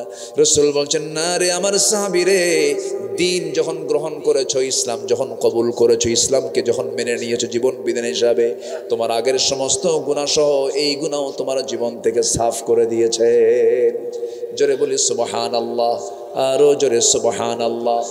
আমার বন্ধুগণ, আমার ভাইয়েরা, সে অসভ্য বর্বর একটা সমাজকে সুন্দর সমাজে রূপান্তরিত করেছেন নবীজি কোনো জাদু মন্ত্র দিয়ে নয়, নিজের নিজস্ব কোনো চিন্তা দিয়ে নয়, একমাত্র কার বিধান দিয়া বলেন? আসতে বলবেন না, কার বিধান দিয়া? আল্লাহর বিধান দিয়া। রাসূল তাওহীদ প্রতিষ্ঠা করতে গিয়ে মার খেয়েছেন। নবীজি মক্কার মাটিতে একদিন নামাজ পড়তেছেন, নামাজে দাঁড়ায় গেছেন। সেই নামাজে দাঁড়ানো অবস্থায় কাফেরদের নেতাগুলো সব এক জায়গায় হয়ে বলতেছে, কে আছো? মুহাম্মদের পিঠের উপরে উটের পচা নারী ফুরি চাপায়া দিবা, কে আছো? একজন গিয়ে হেও করে ঠাট্টা করে উটের পচা নারী ফুরি কয়েকজন মিলে একসঙ্গে ধরে নবীর পিঠের উপরে যখন চাপায়া দিল, নবী ওজন সহ্য করতে না পেরে মুখ থুবড়ে রুকু থেকে তিনি জমিনে পড়ে গেলেন। নবীর পাশে কেউ নাই। ফাতিমা রাদিয়াল্লাহু আনহা দূর থেকে দেখেই তিনি দৌড় মেরে রাসূলের কাছে গিয়ে সেই উটের পচা নারী ফুরিগুলো সরাইয়া দিলেন। আমার নবীজি কোনোদিন সহজে বদদোয়া করতেন না, কিন্তু সেদিন তিনি বদদোয়ায় তিনি আমার নবীজি হাত আকাশের দিকে তুললেন। হাত আকাশের দিকে তুলে সহিহ হাদিসের বর্ণনা, 7 জন ব্যক্তির নামে 7 জন কাফের নামে তিনি বদদোয়া করলেন। নাম ধরে, কি ধরে? নাম ধরে তিনি বদদোয়া করছেন, হে আল্লাহ, তুমি আমর ইবনুল হিশাম অর্থাৎ আবু জেহেল, উতবা ইবনে রাবিআ, শাইবা ইবনে রাবিআ, ওয়ালিদ ইবনে উতবা, উমাইয়া ইবনুল খালফ, উকবা ইবনে আবু মুআদ, সর্বশেষ হলো ওমর ইবনুল ওয়ালিদ, এই 7 জনকে তুমি আল্লাহ পাকড়াও করো। এই 7 জনের নামটা তিনি নিয়ে শেষ করলেন দোয়া। বেশি দিন দূরে হয় নাই, বদর যুদ্ধের দিন এই 3টাই বদর কূপের মধ্যে খতম হয়ে গেছে। আমার বন্ধুগণ, আলেমদের বদদোয়া বড় মারাত্মক। আসতে কোন কেন? কত আগের বক্তব্য। আমার দেশের মুফাসসির যিনি আমার দেশের ইতিহাসের কিংবদন্তি, বিশ্ববরেণ্য আলেমে দ্বীন আল্লামা সাঈদী বলেছিলেন, মামু বাড়ি দিল্লি গিয়ে পড়বা। বলেন নাই? 25 বছর আগের কথা আজ বাস্তবে রূপ নিয়েছে। একদম সোজা হেলিকপ্টার গিয়ে থামছে। কই? কোথায় গিয়ে পড়ছে? দিল্লি গিয়ে পড়েছে। মামু বাড়ি না? হ্যাঁ, পড়ে গেছে। এমন একটি সময় আসবে পালানোর জন্য একটা ইঁদুরের গর্ত খুঁজে পাবা না। মানিক্কা কোথায় শুয়েছিল? মানিক ছিল কোথায়? কলার পাতায় শুয়েছিল। আমার তো মনে হয় এই ছবিটা প্রত্যেকটা বিচারপতির অফিসে লাগান দরকার। দেখ, সৎ বিচার না করলে এই মানিক হবি তুই, ঠিক কিনা? সে প্রাউড করে বলতো, আমি সাঈদীর বিরুদ্ধে রায় দিয়েছি। প্রাউড করে বলতো, আমি ফাঁসির রায় দিয়েছি। কোনদিন ওর মুখে আমি হাসি দেখি নাই। ওর মুখে হাসি দেখছেন আপনারা কোনদিন? কিছু কিছু লোক হাসি না, ওদের বউরা যে কেমনে থাকে আল্লাহ জানে। যারা না হাসবে ওদের বউ তো থাকারই কথা না। বউ মনে মনে দোয়া করবে, আল্লাহ এই মরবে কোন দিন, বেঁচে যাই। এই পাক্কা শয়তান শামসুদ্দিন মানিক আমার নামেও লিস্ট করেছিল।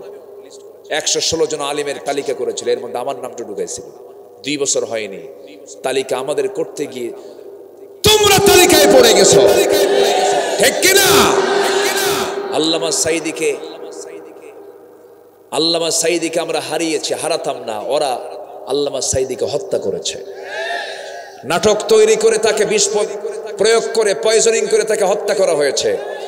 আমাদের পক্ষ থেকে এই তাফসীর মাহফিলের প্ল্যাটফর্ম থেকে আমরা স্পষ্ট ভাষায় জানান দিতে চাই, অবিলম্বে আল্লামা সাঈদীর যারা খুনি তাদেরকে প্রকাশ্যে দিবালোকে ধরে চূড়ান্ত শাস্তি নিশ্চিত করা হোক। রাজি আছেন কারা কারা? হাত উঁচু করে দেখান মুসলমান।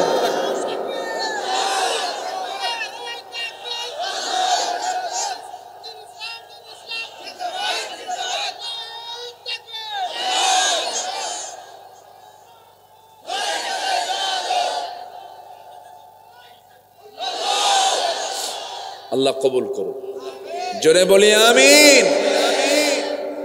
বজ্রাটনি ফসকা গেরো না, বজ্রাটনি ফসকা গেরো, হাইরে চাপা। আমার বাসার ভাই তো একটা গান গায়ে গেল মনে হয়, কি চাপার চাপা। মাইক পাইলে 16 বছর ধরে শুধু একটাই বক্তব্য, খেলা হবে। এত বেফাস কথা। একটা গুরুত্বপূর্ণ চেয়ারে বসে এই সমস্ত কাণ্ডজ্ঞানহীন বক্তব্য, এটা কোন কোনোদিন ইমানদারের চরিত্র হতে পারে না। খেলা হবে কই? খেলা হবে কই? সব তো ফেরেশতা হয়ে গেছে। সব কি হয়ে গেছে? ফেরেশতা দেখা যায়? এদেরও দেখা যায় না, এই জন্য ফেরেশতা কইছি। ফেরেশতার বৈশিষ্ট্য কি? আমরা চোখে দেখি না, তাহলে এদের বৈশিষ্ট্য হলো দেখা যায় না, তাহলে আর কি হয়ে গেছে? এই জন্য ফেরেশতা কই।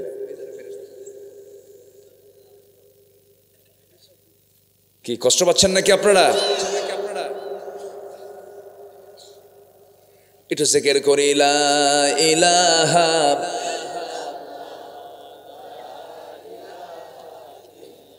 আরো জোরে লা ইলাহা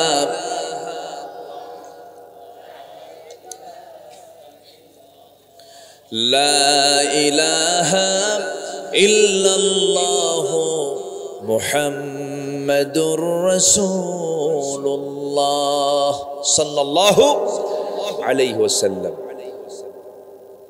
নাম্বার 2 হচ্ছে আমার রাসূল তার রাষ্ট্রে, তার সমাজে সকল হিংসা দূর করেছেন। কি দূর করেছেন বলেন? হিংসা।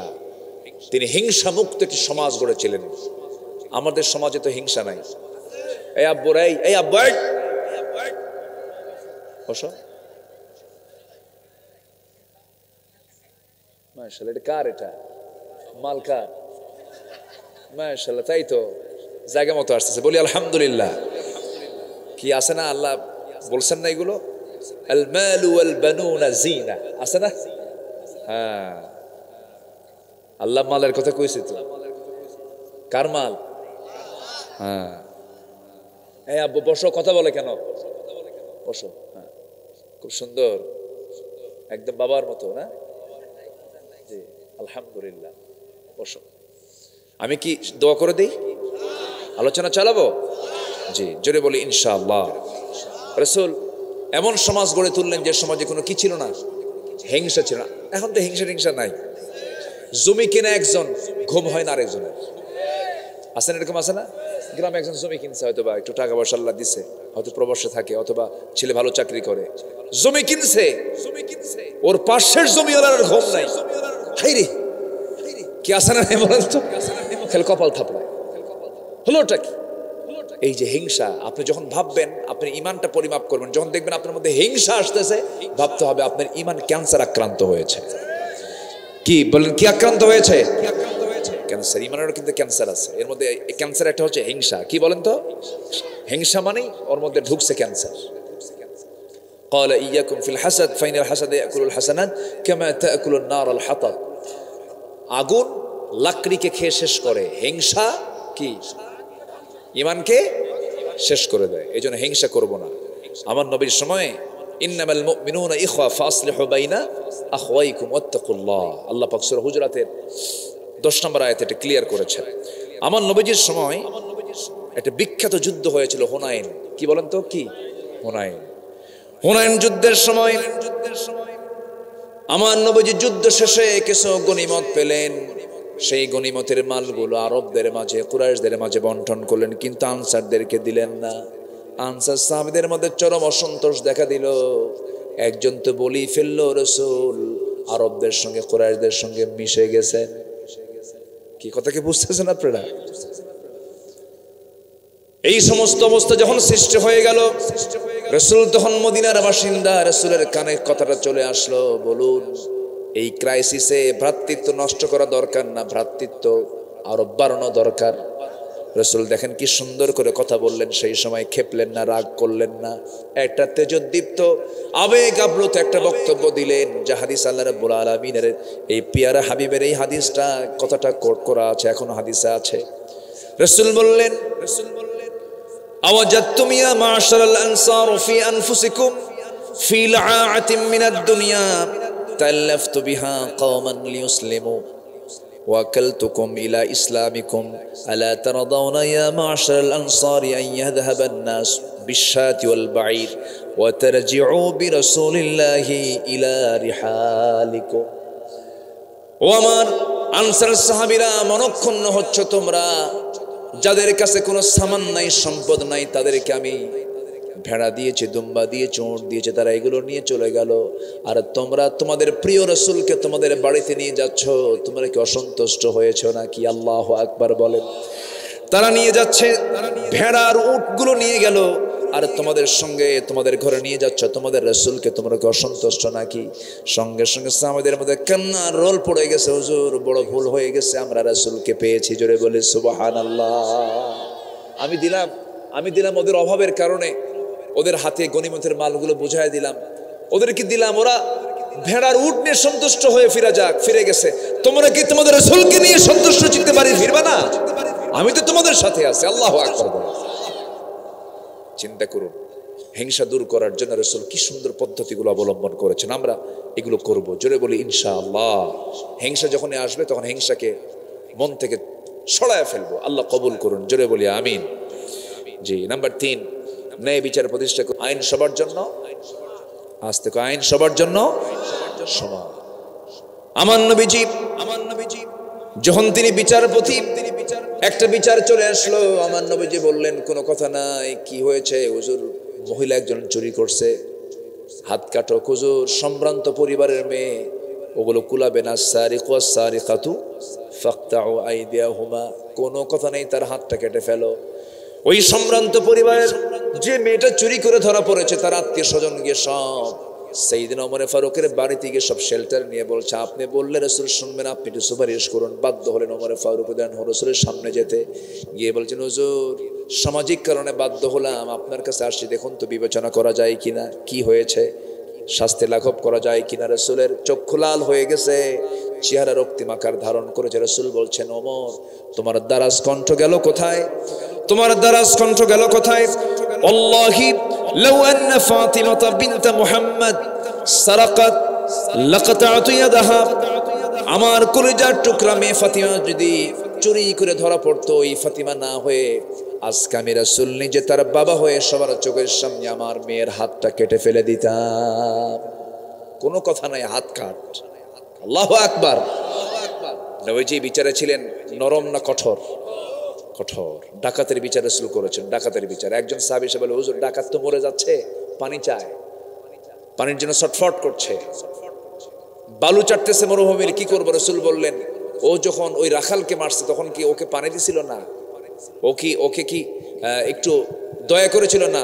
এক চুল পরিমাণ পানি দিবা না, সে মরুর বালুর চাটতে চাটতে মরে যাবে, এক চুল পরিমাণ পানি দেওয়ার ক্ষমতা তোমাদের নাই। আল্লাহু আকবার বলে। বিশ্বনবী যেখানে কঠোর সেখানে কঠোরই ছিলেন। খালি দয়ার সাগর খুঁজি আমরা, না শুধু দয়ার সাগরের ওয়াজ শুনছে সারা জীবন। রাসূল যে কত কঠোর একজন বিচারপতি ছিলেন। ইনসাফ, ইন্নাল্লাহ ইয়া'মুরু বিল আদল, আদালত তিনি কায়েম করেছিলেন। আমরা শিক্ষা নেব রাসূলের জীবন থেকে। সাইয়েদনা ওমর ফারুক রাদিয়াল্লাহু তাআলা আনহু, খোলাফায়ে রাশিদিন, তাদেরকে আমরা ফলো করব। ছোট্ট একটা ইতিহাস মনে পড়লো। সাইয়েদনা ওমর ফারুকের ছেলে ঘোড়া কিনতে গেছেন। এখন আগে তো মানুষ কি কিনতে যেত বলেন তো? ঘোড়া। এখন মানুষ কি কিনতে যায়? হোন্ডা কিনতে যায়। হোন্ডার বিকল্প ছিল ওই সময় ঘোড়া। তো ঘোড়া কিনতে গেছেন, ছোট ঘোড়া বড় করবেন, মোটা তাজা করে বিক্রি করবেন, একটু লাভ করবেন। তো বাজারে গেছেন, ছোট্ট একটা ঘোড়া কিনে আনছে। সাইয়েদনা ওমর ফারুক চিন্তা করলেন, এটা খাওয়াবে কোথায়? ছেলে যে কিনে আনলো, ব্যবসা করতে চায়, খাওয়াবে কোথায়? ঘাস তো কোথাও নাই। সাইয়েদনা ওমর ফারুক যেই ঘরে থাকেন, সেই ঘরটা হলো রাষ্ট্রের জায়গার ঘর। তার পিছনেই একটা জায়গা আছে, রাষ্ট্রের জায়গা। ওখানকার কিছু ঘাস তিনি লক্ষ্য করলেন, সেই ঘাসগুলো তার ছেলে খাওয়ায় আর ঘোড়া বড় করে। জায়গা হলো রাষ্ট্রের, ঘাস হলো রাষ্ট্রের, আর ঘোড়া হলো ব্যক্তির। উনি কিচ্ছু বললেন না, ঘোড়া বড় হয়ে গেছে। ঘোড়া যেদিন বিক্রি করতে নিয়ে যাচ্ছে সন্তান, সেই দিন তিনি কোথাও গেলেন না। ঘোড়া বিক্রি করে বিক্রিত টাকা লভ্যাংশ সহ যখন বাড়িতে ঢুকতেছে, দরজার সামনে দাঁড়ায় বলছেন, আমার কলিজার টুকরা সন্তান, ঘোড়া কোথায়? বিক্রি হয়ে গেছে। কিনছিলে কত দিয়া? এত দিয়া। বিক্রি করছো কত দিয়া? এত দিয়া। লাভ হয়েছে কত? এত টাকা। চোখ বন্ধ করে, লাভের টাকা তুমি নিতে পারবে না, রাষ্ট্রে কোষাগারে জমা দাও, কারণ ঘোড়া তোমার, কিন্তু ঘাস হলো রাষ্ট্রের জায়গা। আল্লাহু আকবার বলবেন না? কথা ক্লিয়ার? কথা ক্লিয়ার? আমরা কি এমন দৃশ্যকে দেখতে চাই? যারা কোরআন চাবে আমরা তাদেরকে চাবো, কোরআন যারা চাবে তাদেরকে আমরা চাবো। আর কোনো কথা নাই এখানে, কোনো কথা প্যাঁচপুস খাটানোর কোনো সুযোগ নাই।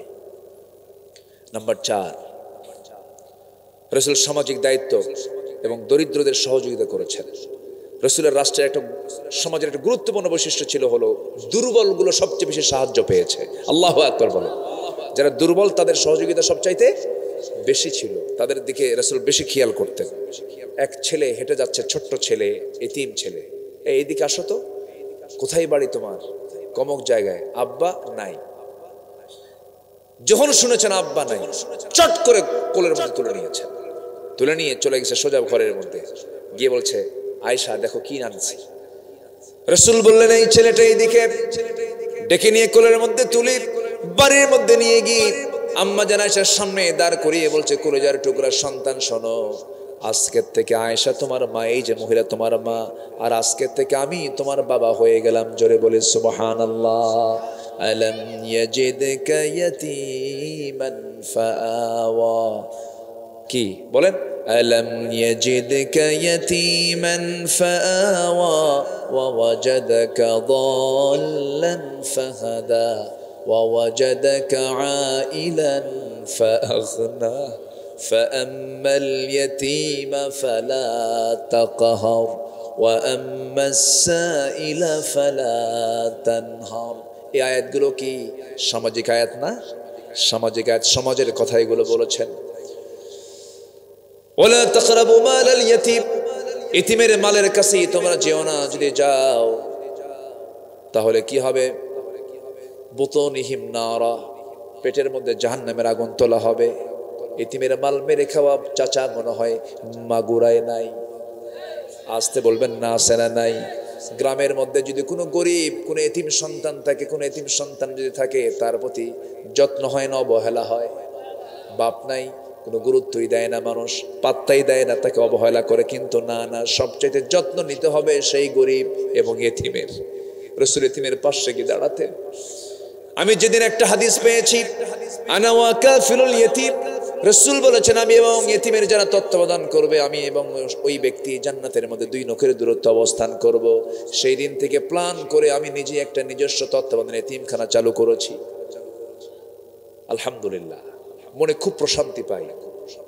ওদের আবার সিসি ক্যামেরা লাগায় দিচ্ছে, থাকি না তো মোবাইলে সিসি ক্যামেরায় দেখি ওরা কেমনে খেলে, কেমনে ঘুমায়, কেমনে খায়। এতিমের দিকে যত্ন নিলে রাসূল বলেছেন আমি ওই লোকটার সাথে জান্নাতের মধ্যে 2 নখের দূরত্ব অবস্থান করব। আজকে এতিমদের অবহেলা করা হয়, এতিমের দিকে তাকানোই হয় না। বিধবা তো বিধবাই, বিধবার দিকে বদনজর কম না বেশি? বলেন বলেন বলেন বলেন বলেন। অপয়া মনে করে, দুর্বল মনে করে। আহারে, আপনি কি জানেন আমার রাসূল নবুয়ত পাওয়ার আগেও তার এই অভ্যাসগুলো ছিল। এতিমের পাশে দাঁড়াতেন, বিধবার পাশে দাঁড়াতেন, অসহায়ের পাশে দাঁড়াতেন। লাকাদ খাশিতু নাফসি ইয়া খাদিজা, আমি খাদিজা, আমি শঙ্কিত আমার জীবন নিয়ে, আমি মনে হয় বাঁচবো না। আম্মা জান খাদিজা বললেন ইয়া রাসূল, আমার স্বামী আপনি কি বলেন? আপনি তো কোনো এতিমকে ঠকান না, এতিমের পাশে যান, অসহায়ের পাশে যান, আপনার কোনো ক্ষতি পৃথিবীর কেউ করতে পারবে না। আল্লাহু আকবার। এই জন্য আমরা দরদি হব। কি হব বলেন তো? দরদি হব। যারা অসহায়, যারা গরিব, আপনার ঘরের সঙ্গে ঘর, রাস্তা নাই, রাস্তা নিয়ে কোনো ক্যাসাল করবেন না, খোটা দিবেন না, বলবেন না যে তোর রাস্তা বন্ধ, এরকম বলবেন না। কারণ জমিনটা আপনার নামে দলিল হতে পারে, কিন্তু জমিনের মূল মালিকানা কার? আসতে বলবেন না কার? আপনার বাড়ির পাশে একটা জায়গা করে দিবেন, থাকো, তোমার জায়গা নাই, থাকো, এই জায়গায় তুমি থাকো। আপনি কি জানেন যে কারোর জন্য জায়গা প্রশস্ত করবে, আল্লাহ তার জন্য জান্নাতের জায়গা প্রশস্ত করবে? রাস্তা নিয়ে গন্ডগোল করি আমরা। যে ব্যক্তি রাস্তা বের করে দিবে, আল্লাহ তাকে জান্নাতের রাস্তা বের করে দিবেন। শুধু নামাজ রোজাই কিন্তু ইবাদত না, এগুলো ইবাদত। আল্লাহ কবুল করুন, জোরে বলি আমিন। সাইয়েদনা আবু বকর রাদিয়াল্লাহু তাআলা আনহু রাত হয়ে গেছে, রাষ্ট্র চালান, কেমনে করেছেন তারা? আমার এগুলো ইতিহাস পড়লে আমি অবাক হয়ে যাই।